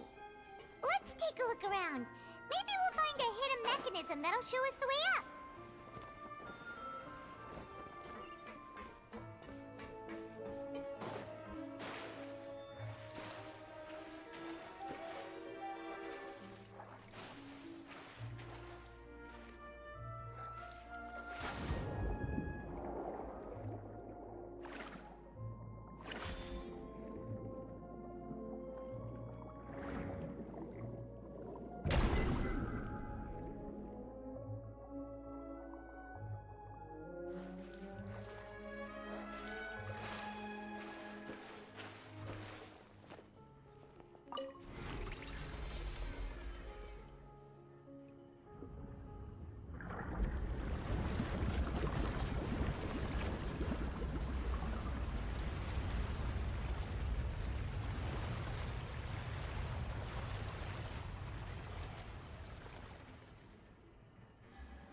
The water level is rising! Now we can swim to the top! But this is still a ways away from where we need to go.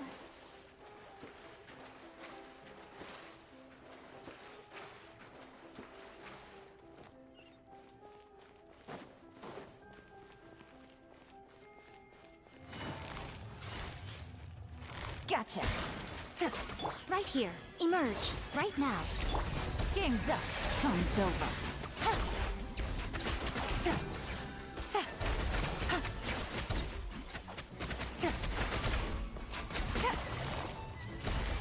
Quietly now. Right here. Emerge. Here comes the catch.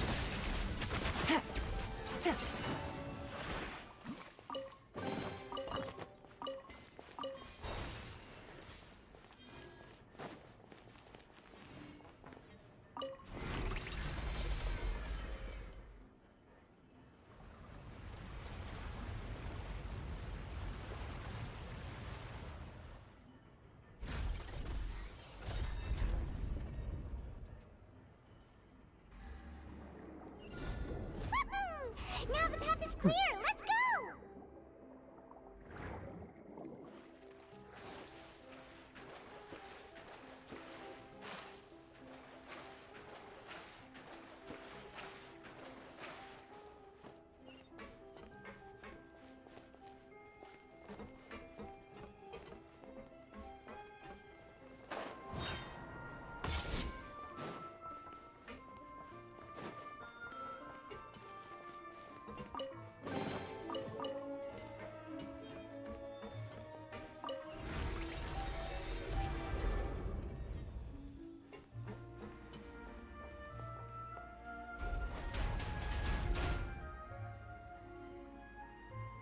Take it easy.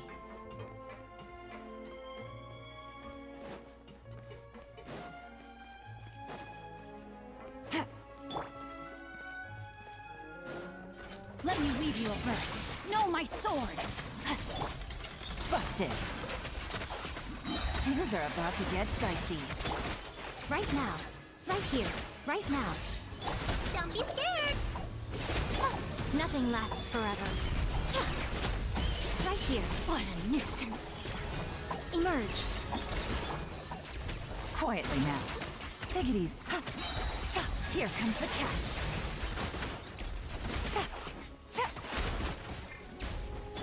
You, Blade! You're up! Busted.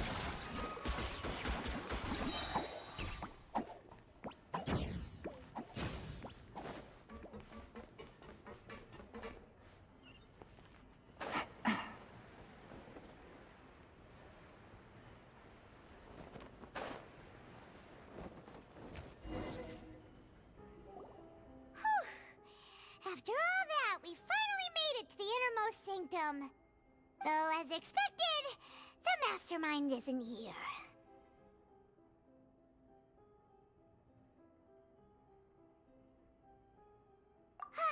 That's right. Then let's hurry up and find some evidence so we can get back to the Opera House and help Navia.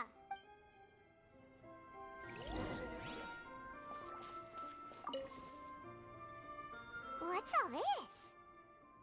It's a bunch of really cute things. Pink accessories, a hair tie, a necklace, even a makeup box.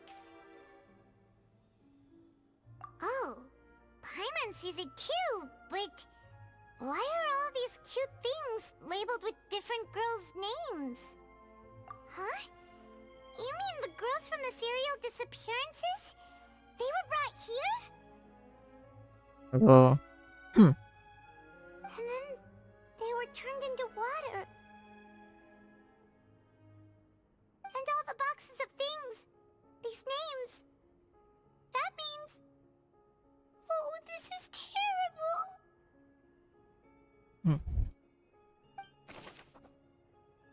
You.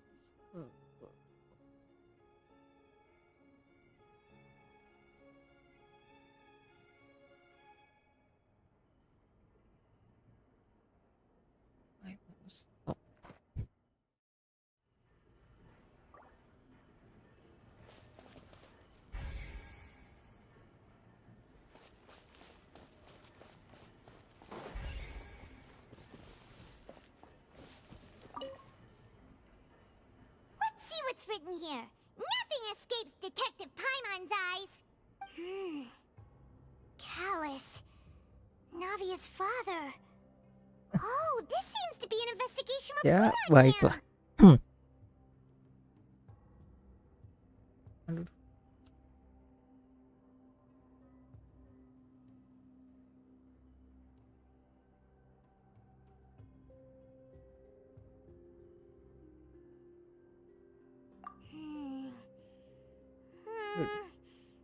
Yep, it's about finding someone to assassinate Jacques and Callus because of a lack of confidence that Jacques himself would go through with it.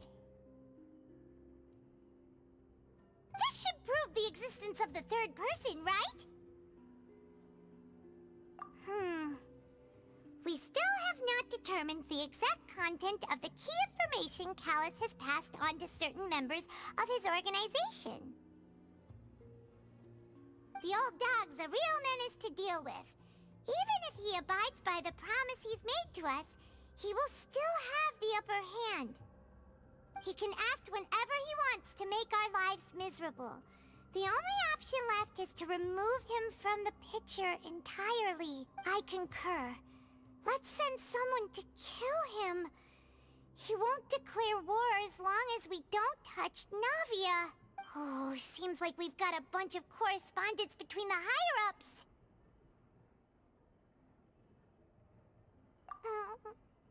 They're all just so evil. Callus investigation report. Callus case, they were found. Like,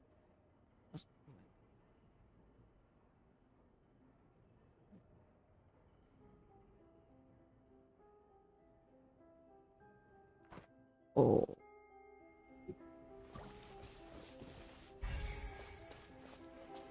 Oh, boy. Oh, look! There's an important-looking basin over here, and it's full of water.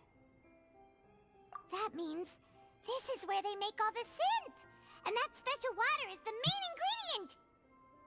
If you dilute it with normal water, you'll get synth, but the pure stuff can dissolve a human. Paimon will take notes on this incriminating evidence.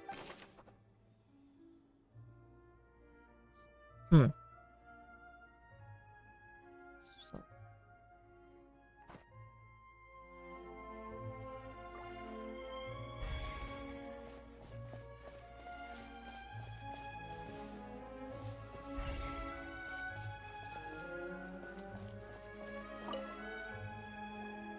Whoa! There's so much synth here! And so many bottles of ingredients that probably just contain the waters of the primordial sea. Mixing in progress? Ready to drink? Stock sample? Huh. They've also got all the synth pretty clearly labeled. Whoa! There's even fruit-flavored synth? Yep, it's super obvious. Synth.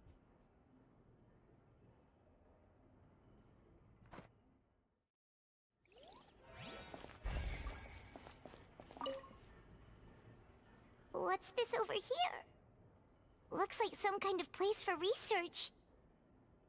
Experiment number 16 aims to verify Jacob Ingold's research conclusions on the primordial sea and use his theory as a foundation to achieve a breakthrough. The experiment was a failure.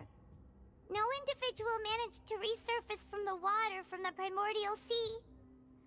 Female specimens 22, 23, and 24 were dissolved. Absent. Sorry, traveler. Paimon will try her best. It's just that Paimon's never read something so scary before. How could someone write something that terrible in such a matter-of-fact tone? You read the rest. Paimon's too scared to keep going. Biasa. Kayak OBS lah. Apalagi.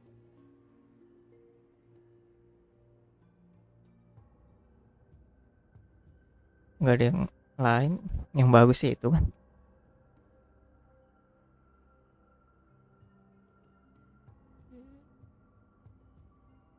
So that's why he did all of these experiments. But did he really think he'd be able to find a way just by dissolving people over and over? That's just insane!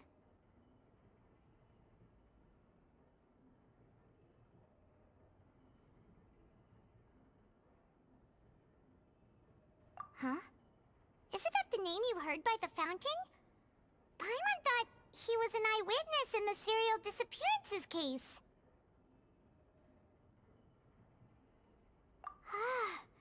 You mean Vache is the one who did all of these... experiments?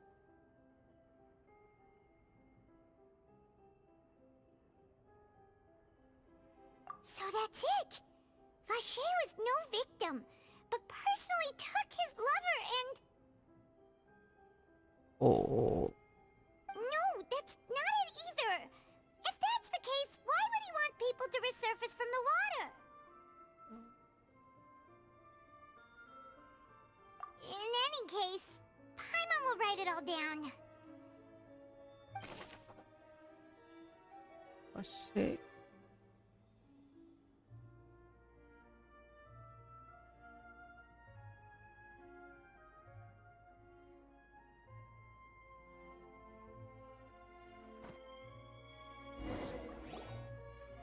We've looked at almost everything here, and it seems like our theories were spot on. Ini cuma bisa di komputer lah. Nggak tahu ya. Kalau HP ada lah. Dikasih kayak gitu juga, cuma nggak tahu namanya.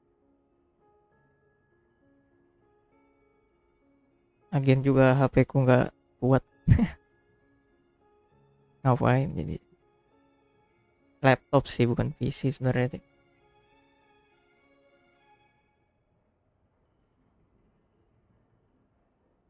Yeah, we haven't found anything that reveals his true identity. No wonder even Neuvillette wasn't able to find anything. Whoever it is probably destroyed everything to do with that name a long time ago. That way, even if we bring all this back to the opera, we won't be able to identify the true culprit. Sure thing. Paimon won't admit defeat to this guy either. Iya.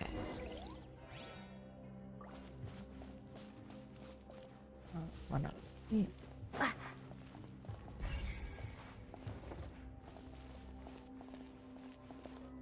Ini udah.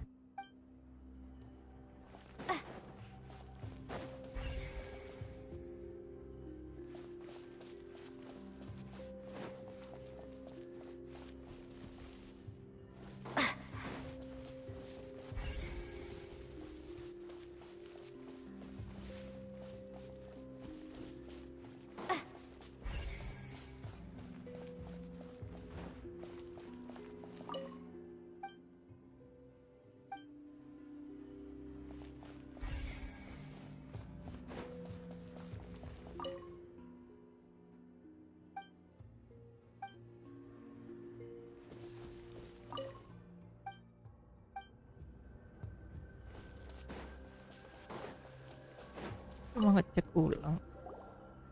You take that side and Paimon will take this side. Check everything carefully. We'll find something for sure.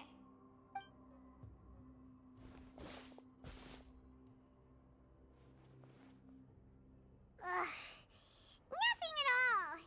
And Paimon can't even find snacks either. Whoa, really? Let Paimon see. Vinier. Isn't that Vache's lover's name? Then you found her diary. Let's see. Aw, it's just a normal diary chronicling their love story. She was so sweet, too. Oh, Paimon feels even worse for her now.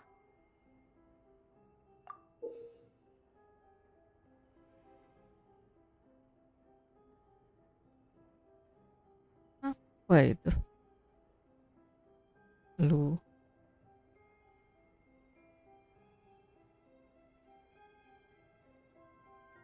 So many!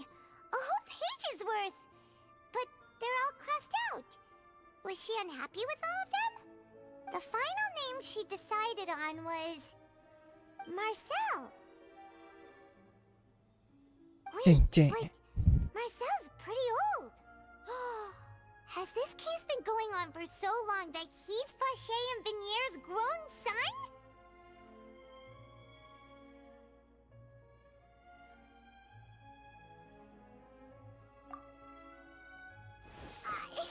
Hey! Paimon still hasn't figured it out yet. Superman and Marcel.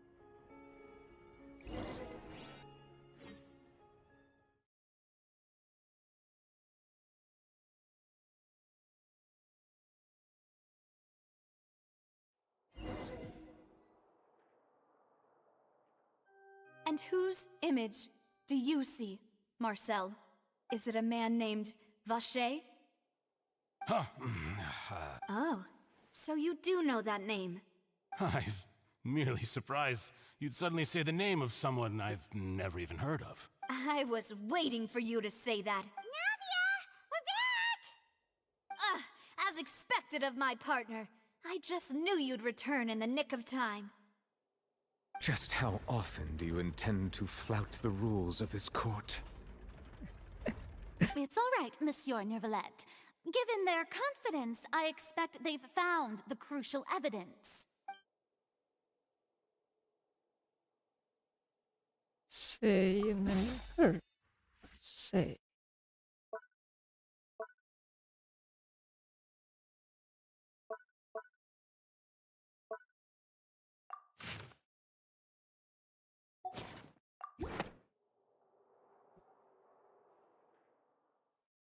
But the truth of it, Marcel, is that you've always been Vacher.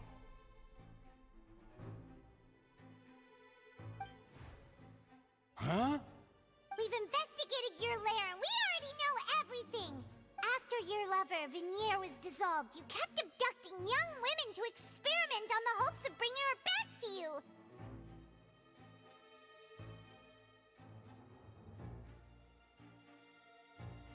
You even created Marcel as a new identity and destroyed all records of your past as Vacher! So that's it. Even the villains in opera performances rarely go that far. And with that, Marcel's motive has now been established. This information regarding your past also dismantles your prior timing defense. Well, Marcel, do you know where you went wrong? You fixated your gaze on the lover that passed away, instead of paying attention to the living people around you. So, you never noticed how we changed, or how we grew as individuals. You also never understood Boss's real expectations for his daughter. Or our determination to see things through. Your determination. Mr. Marcel, please speak up now if you would like to defend yourself. Otherwise, the trial will move on to the next stage. Do you really think I wanted to do any of this? Pay attention to you? What for? Have you ever paid attention to me? Ever empathized with my pain? Ever known how it feels to watch the love of your life dissolve right in front of your eyes? No one helped me. No one even believed me. All those decades ago, even the officers from the Maison Gardiennage were laughing at me. They said there's no way a human being can turn into water. So I must have gone mad from grief. Vinier's death was brushed away by all of you as if it didn't matter at all. Well, now you know, don't you? Ha! Well, it's too late now. All those who were dissolved are gone forever. You only have yourselves to blame. You set up this ornate opera house in pursuit of your so-called justice. Your beloved drama, while turning a blind eye to the suffering of the people. Vinier is dead. We promised each other that we would always be together. Wherever she goes, but I'm not from this blasted place. So I can't be dissolved. no matter what I do.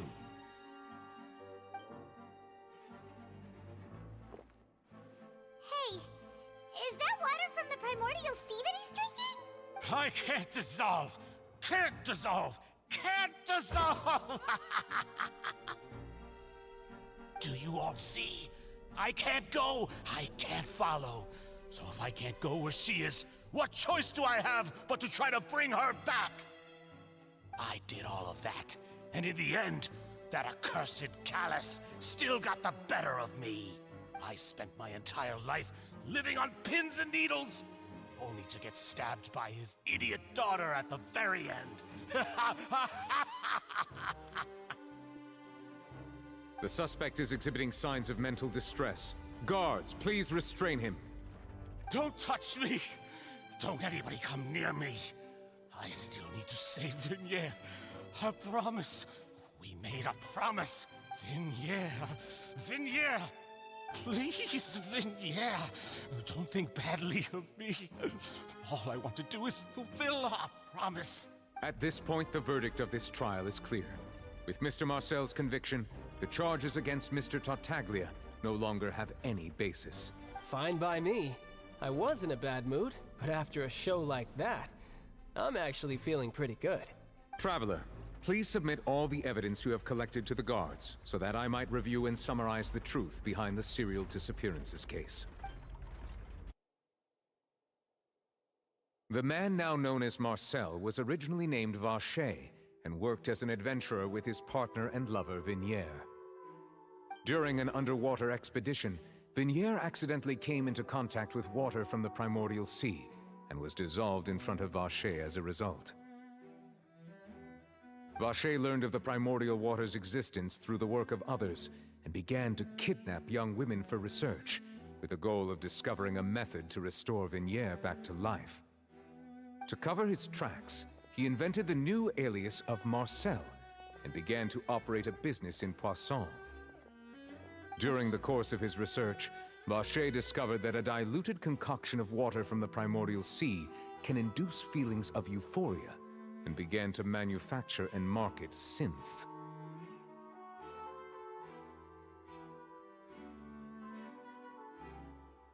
However, as he accumulated wealth to fund his continued research and expanded the scope, he came into conflict with Spina di Rosula. After exchanging blows with Spina di Rosula for many years, Vacher decided to assassinate their president Callus at a banquet. Although the assassination did not go as Vacher expected, he was able to turn Callus into the murder suspect by dissolving the assassin he sent to the scene. And just recently, Vacher attempted to frame Linny as the culprit of the serial disappearances case, using a similar method. However, his attempt to frame Linny failed, and the power of water from the primordial sea became public knowledge. This case also exposed enough of Vacher's machinations that he was eventually successfully charged in court. Thus concludes the enigmatic history of the serial disappearances case, with the truth revealed to all. Anjir, sepi banget. The Oratrice will now deliver the final verdict regarding the charges against Mr. Vacher.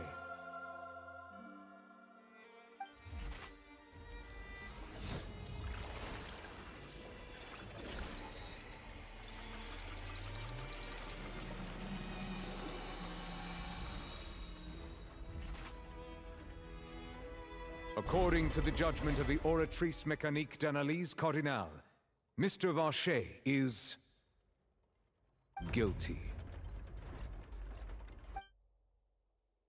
Guards! Take Vacher away. Good. It's what he deserves. With that, the serial disappearances case is over now. We really just witnessed history. Who would have thought the true culprit would be such a polite and well-spoken guy? Yippee! We helped Navia bring the bad guy to justice! He's hurt so many innocent people and now he's finally getting what he deserves! Huh? Are you okay? Demoiselle, you were absolutely brilliant. The day our late boss had always hoped for has finally come. You can rest easy now, knowing justice has been served. Yeah. Yeah. It's finally over. It's all thanks to you guys. And my partner. See, Papa? Spina di Rosula's still doing well with me at the helm. Well now, hasn't this been a most delicious piece of drama?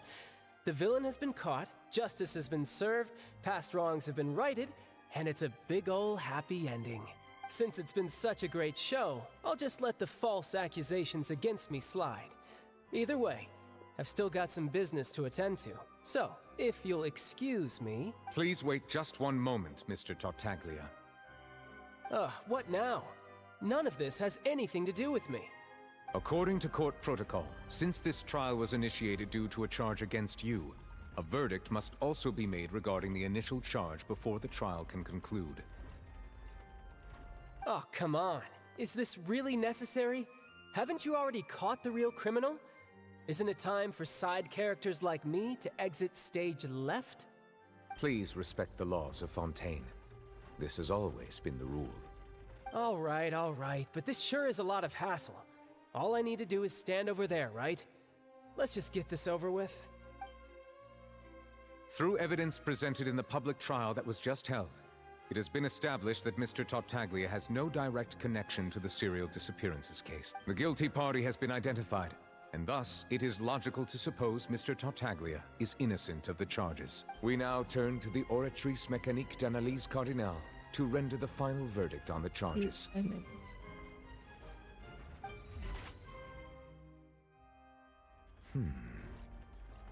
According to the judgment of the Oratrice Mécanique d'Analyse Cardinale, Mr. Tartaglia is guilty. What? Hey! That's not funny! Didn't you just say I'm supposed to be innocent? What's with this verdict? Is your justice machine malfunctioning? Huh? This has never happened before. The Oratrice actually returned a different verdict from the Chief Justice. I mean, have you ever heard of an innocent Fatui Harbinger? Do you think the Oratrice might have just convicted him on general principle?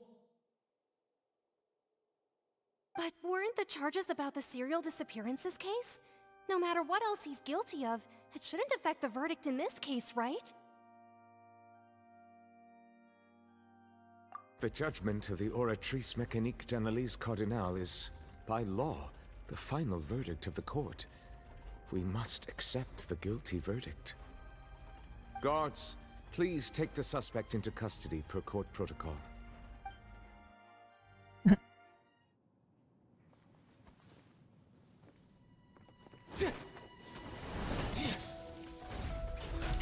So this is how justice is done in Fontaine. What a joke. You've got your rules.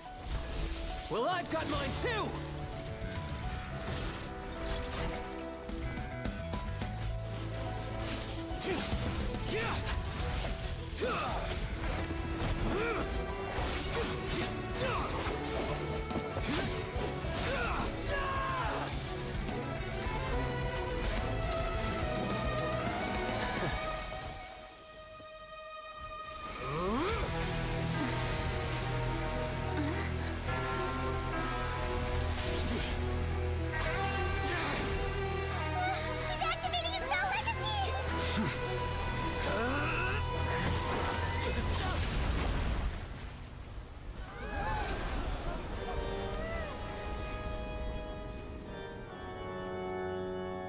I am sorry.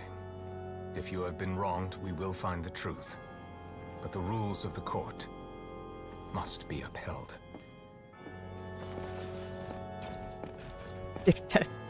Langsung pingsan.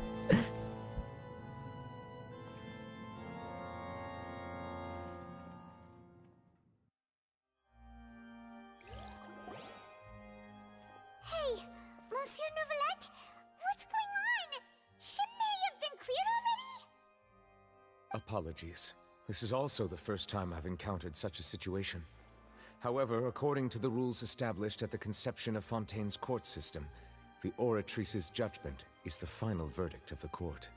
All I do is follow court procedure. As for why the Oratrice arrived at the conclusion it did, you should probably ask someone more knowledgeable than me. Why are you looking at me? I had nothing to do with it! I don't know what happened there either. Hey, stop staring at me! What does Lady Farina mean by that? She says she has no idea either, but that's impossible. Didn't she create the Oratrice herself? Yeah, so are the verdicts reliable or not? Can results like this really be called justice? Lah, panik. My dearest citizens, did you really think we'd allow an incorrect verdict to be handed out in this court? Did you really believe that the judgment could be mistaken or be the result of some sort of random mishap? Don't tell me you thought even I had been blindsided by the Oratrice's result. But the way she looked just now, it was pretty obvious she had no idea what was going on. However, given the state of things, I shall give you an explanation. Everything that just took place, including my supposed shock and bafflement, was a part of an elaborate performance, with every action meant to stir up drama and excitement. And, of course, for every performance, there is a script. Everything has unfolded exactly as I expected from the very beginning. As the embodiment of the very concept of justice, the Oratrice shall never render an arbitrary judgment! If you thought Child had nothing to do with the serial disappearances case, it is only because you've been blinded by the superficial appearance of innocence. Everything he's done, not to mention the danger he poses, are beyond ordinary comprehension and completely unforgivable!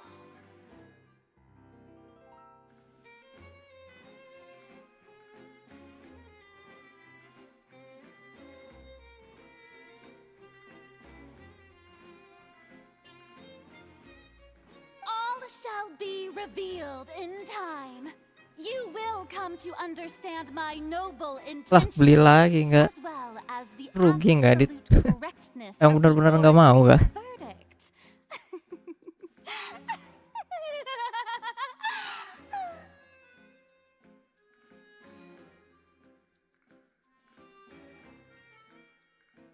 Now, having said that, although I hate to leave things hanging in suspense, it is now time for this performance to end. As the lead actress, I shall be the first to take my leave. Toodaloo! So she chose to make her escape after all, did she? So you're saying we shouldn't put much stock into what she just said? She probably just put on that performance to save face. As for the truth, it's unlikely that she actually has any idea.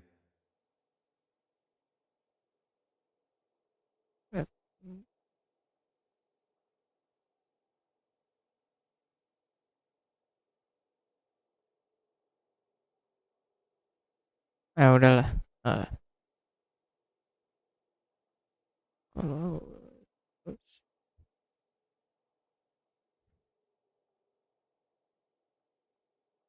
However, please be assured that I will continue to investigate this case in a personal capacity. Just as I promised, if the judgment has been incorrect, we will do our utmost to clear his name. All right.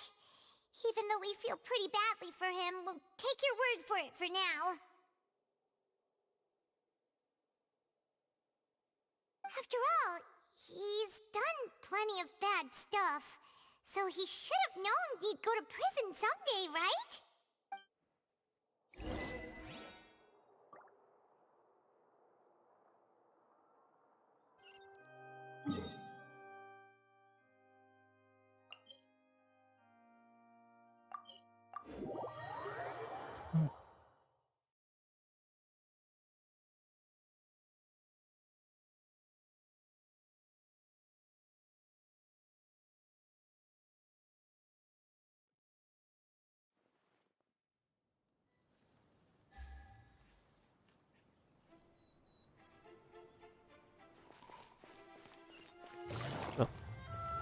Udah di luar.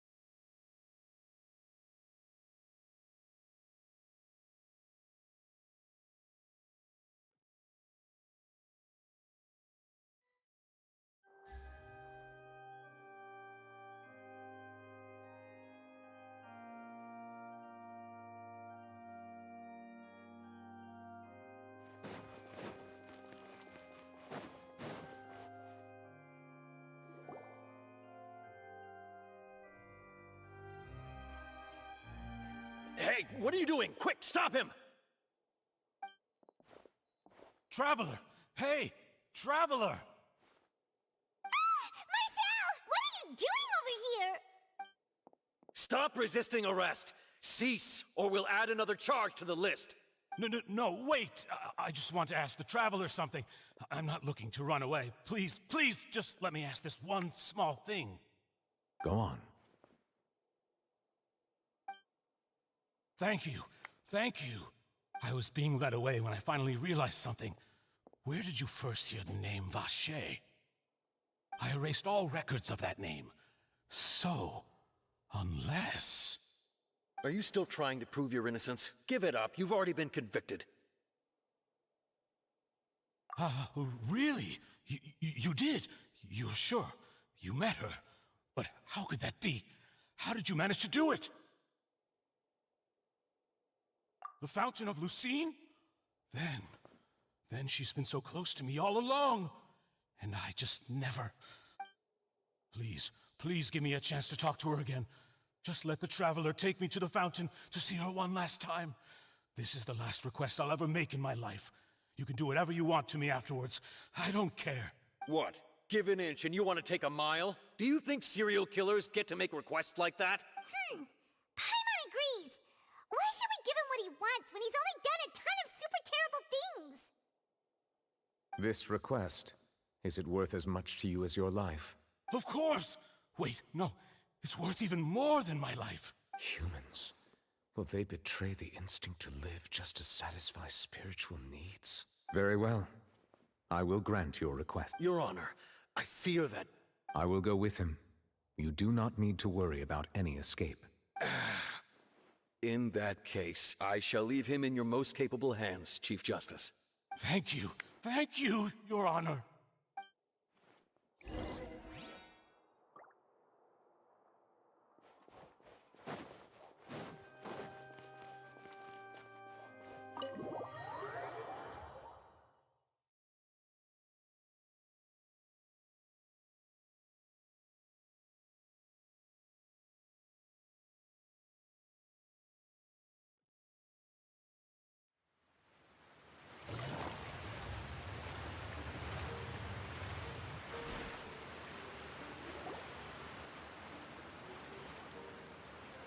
Is this the place? You said she's here, but what do I need to do to see her?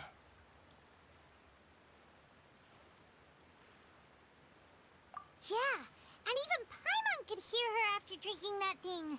Didn't you just drink a lot of it on the stage as well? Oh, in that case... Vache! Ah!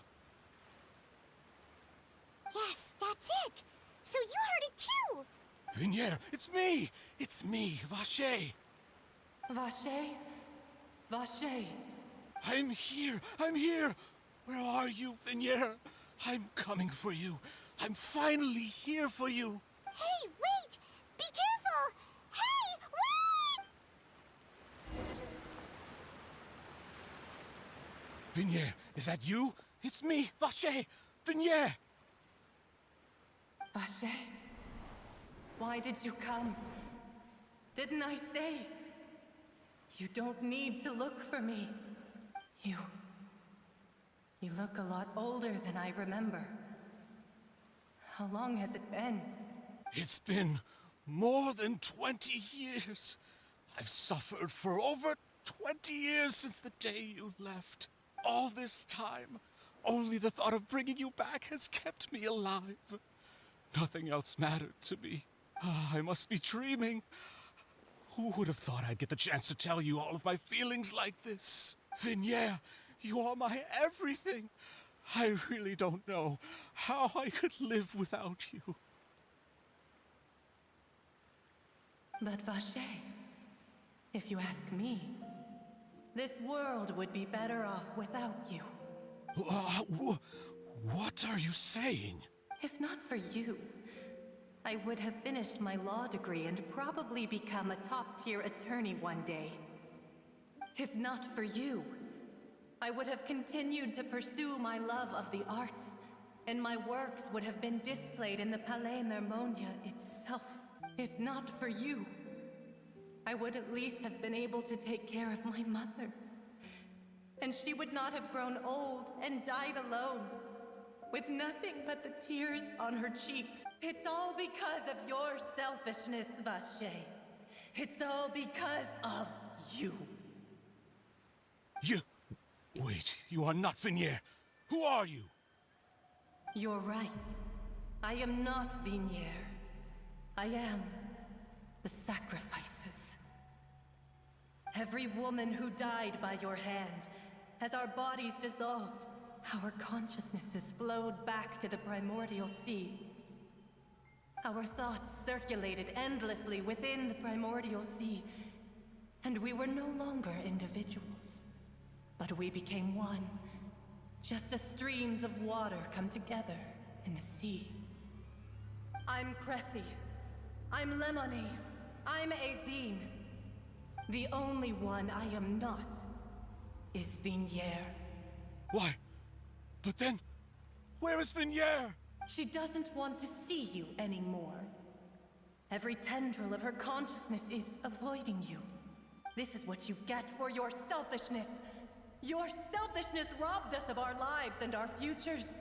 You said time and time again that you'd do any and everything for her. But did you ever consider whether she'd want to see you do the things that you did?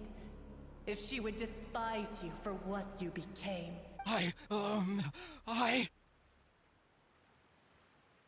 You are a liar, a heartless murderer, and a cowardly narcissist. The only thing you are not is Vignier's beloved.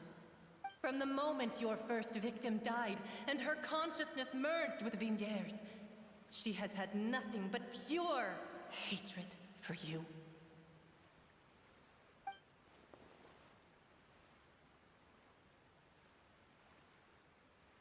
No! Vignier! She can't hate me. Let me see her, please. Have mercy. You still don't understand. When I said don't look for me, that came from the real Vignier. She really doesn't want to see you anymore. But on top of that, she also said that because it's her final drop of pity for you. She said that because she knew that if you did come here, we will show no mercy to you. Vache. Vache? Vache. Vache. Vache. Vache. Drown. Anjir, jadi creepy.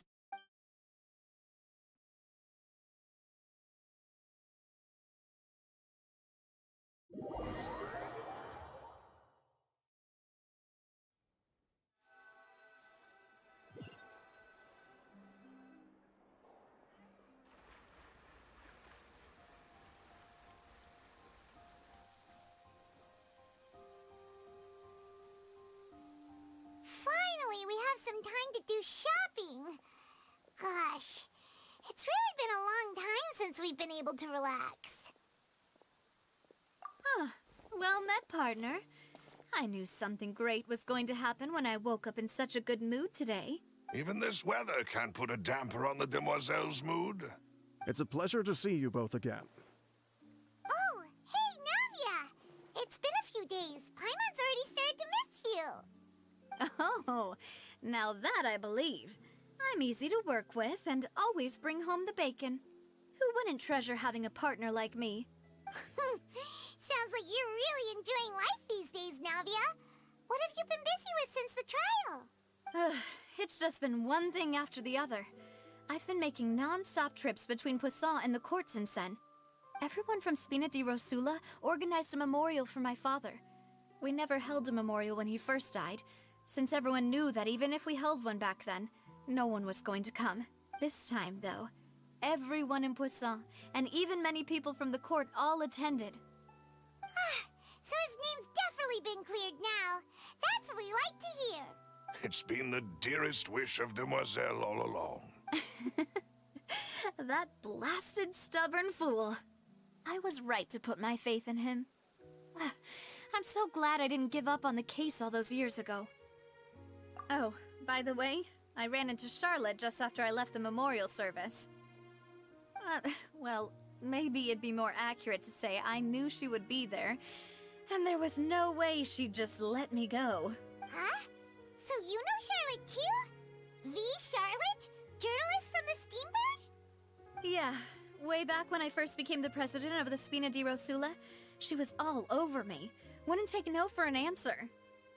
I believe the story was called The True Heart of Darkness, Secret Tales of the Yellow Rose. To be fair, though, it was a really flattering feature. So, we've been on pretty good terms ever since. She was trying to lean on our friendship to get me to do an exclusive piece on the serial disappearances case. Oh yeah, she told us about that. She's always been super interested in that case, so now her wish has finally come true too. Anyway, I told her to make sure that when she writes about you guys entering the opera house with the critical evidence, that you both sound really cool. Now that's another thing to look forward to. We trust Charlotte's skills with a pen for sure. Oh, and in other news, I also took Clarande out for a meal. Oh, are you two on better terms now? While you were investigating Vaché's headquarters, Clarande gave testimony on my father's behalf. It was thanks to her that we were able to turn the tide. I wanted to thank her. I mean, there's also no point in being awkward all the time, so we took the chance to reconcile with each other. Oh, that's great. Paimon also thought Clarande wasn't actually a bad person. It's always good to have more friends. Anyway, now that the case has finally been solved, perhaps it will slowly begin to fade from the public consciousness. Oh, actually, there's still one last thing I need to do. What is it? I should pay a visit to my father's grave, and tell him the truth of what happened, as well as how it all ended. And on top of that, just how much people still look up to him, to this day. That includes me. Miss Navia. Indeed. We want to go too! We also think Callus is a really admirable person. Sure thing. I'd like you two to share the moment with me. After all, without you, there might not have been such a positive ending. And in that case, everyone, let's be off. Considering the recent weather, we'll be lucky if we can reach Poisson before dark. Yeah, you're right. It's been raining non-stop for a few days now.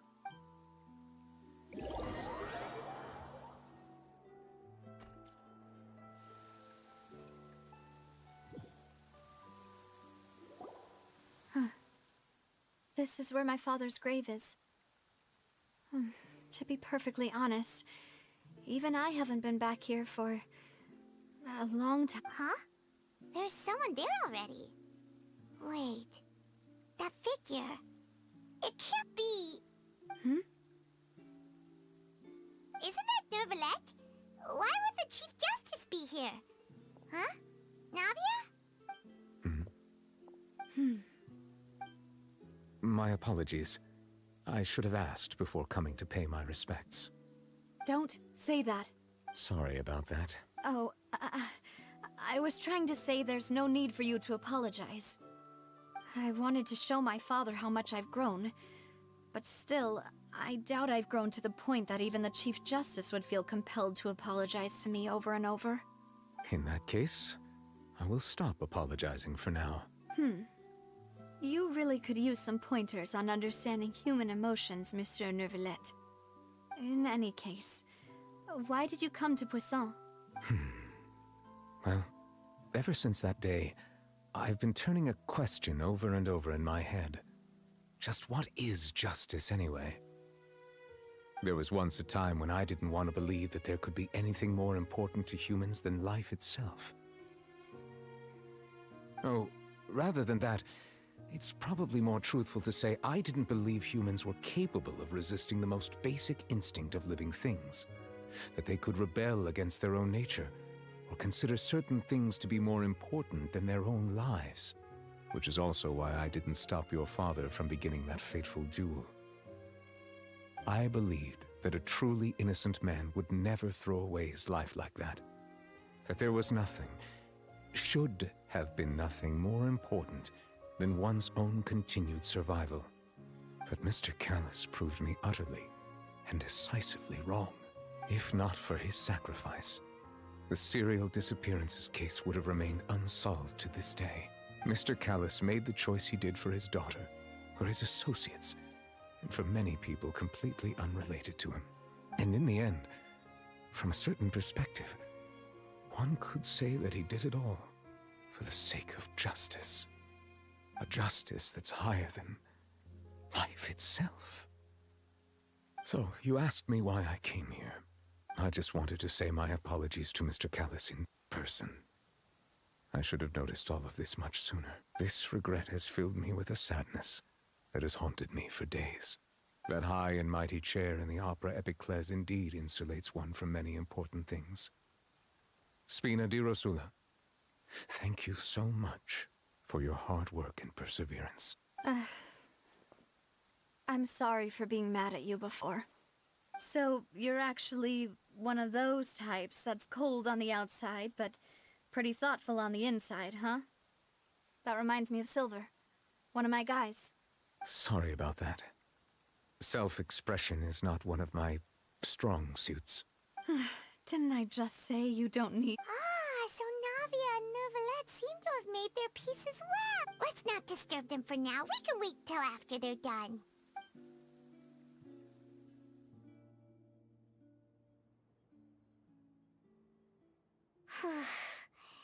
Paimon's never paid respects at someone's grave before. Did Paimon do anything rude there? Huh? Oh, Paimon didn't know that was a thing. But Paimon doesn't know what she would do if she can't fly. Tinggal berdiri. Oh no. Paimon hopes Miss Navia won't be too mad. Anyway, Neuvillette is still standing around there. It's not often that we can catch him alone like this, so why don't we go talk to him for a bit? If we can't talk to Lady Farina, we can at least talk to him, right?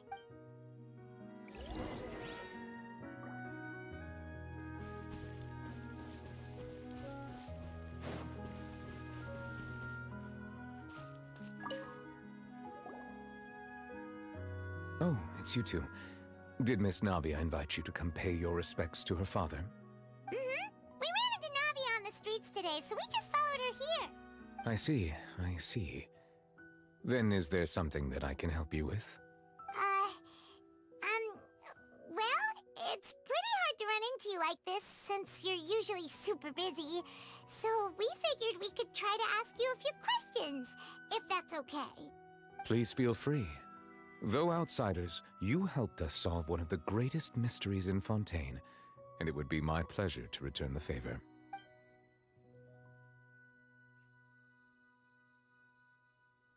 So, at court, the bad guys referred to that special water as water from the primordial sea, but what is it really? Truthfully, that name is already quite accurate.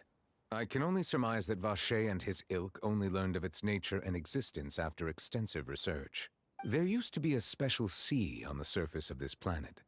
The nature of its seawater was rather different from that of the sea we know today. Most of Tevat's life forms were first born in that special sea. You could say it nurtured much of the life on this planet.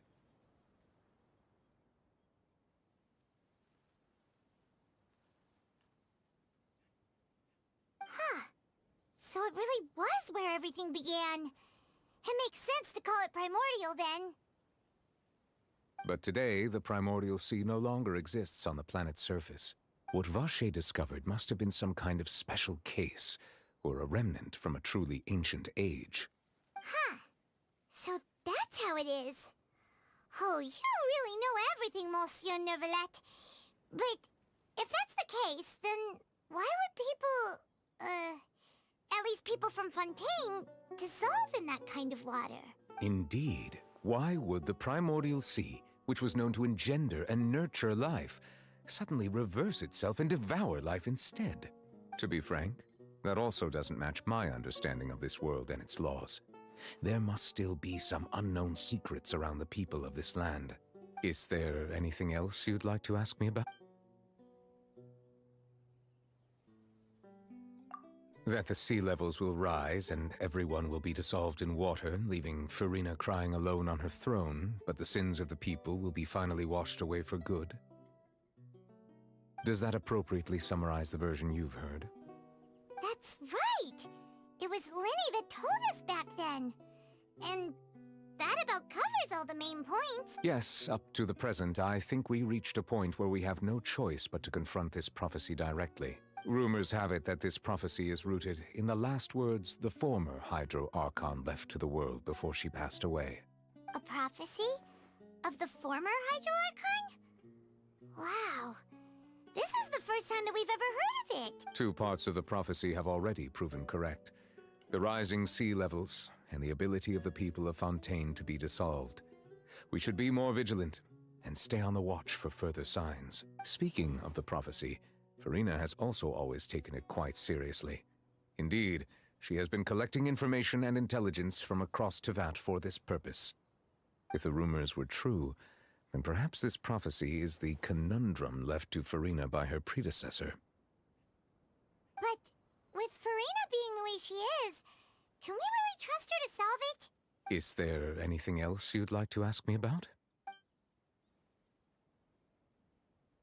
My apologies. My investigation has still not reached its conclusion. However, I still believe the judgment of the Oratrice was not rendered arbitrarily. But you also said you thought he was innocent. For many years, I have been quite aware that the Oratrice does not simply mechanically repeat the verdict that I give on each case. As a divinely created mechanism, the people's unified faith in the concept of justice is integrated into it. Not only can it produce the incredible power of indemnitium, but it likely also possesses other traits, such as self-awareness. Which is all to say, I have been prepared for a situation like this for a long time. Huh. So when Linny told us that he heard a human voice from the room where the Oratrice's core is stored... I was not aware such a thing had occurred. Perhaps that could serve to prove my conjecture. I will add that to the list of items to investigate. In any case, I am inclined to believe that the Oratrice does have a methodology all its own. We just do not have enough information. Based on Farina's reaction, I doubt even she had any idea what was going on. She managed to bluff her way through it, though, with her time-tested twin tricks of bravado and drama. While we do intend to get to the bottom of this, for now, we regret to say that the Fatui Harbinger will just have to bide his time in the fortress of Meripede. If we did incorrectly convict him of crimes he did not commit, we will most certainly compensate him to the fullest extent allowed by the law. If you ask Paimon, the only compensation he'll want is a no-holds-barred fight with you. Is there anything else you'd like to ask me about? Your sibling, another blonde-haired traveler. I'm sorry, but I've never seen anyone who matches that description. If he ever stepped foot in Fontaine, I'm sure he followed our laws to the letter, and had no reason to appear on the stage of the opera Epicles. Is there anything else you'd like to ask me about? Very well. It was my honor to provide you with what answers I could. I very much enjoyed conversing with you. It will soon be time for me to leave this blissful tranquility behind, and return to Palais Memornia. You really are super busy, Monsieur Neuvillette. Paimon thought you only came here to pay your respects today because you had the day off. Crime and villainy do not have the day off, and so justice must work around the clock as well. This is merely the nature of a justice's work. All right. You've got a point. Huh? Paimon just noticed that the rain has stopped.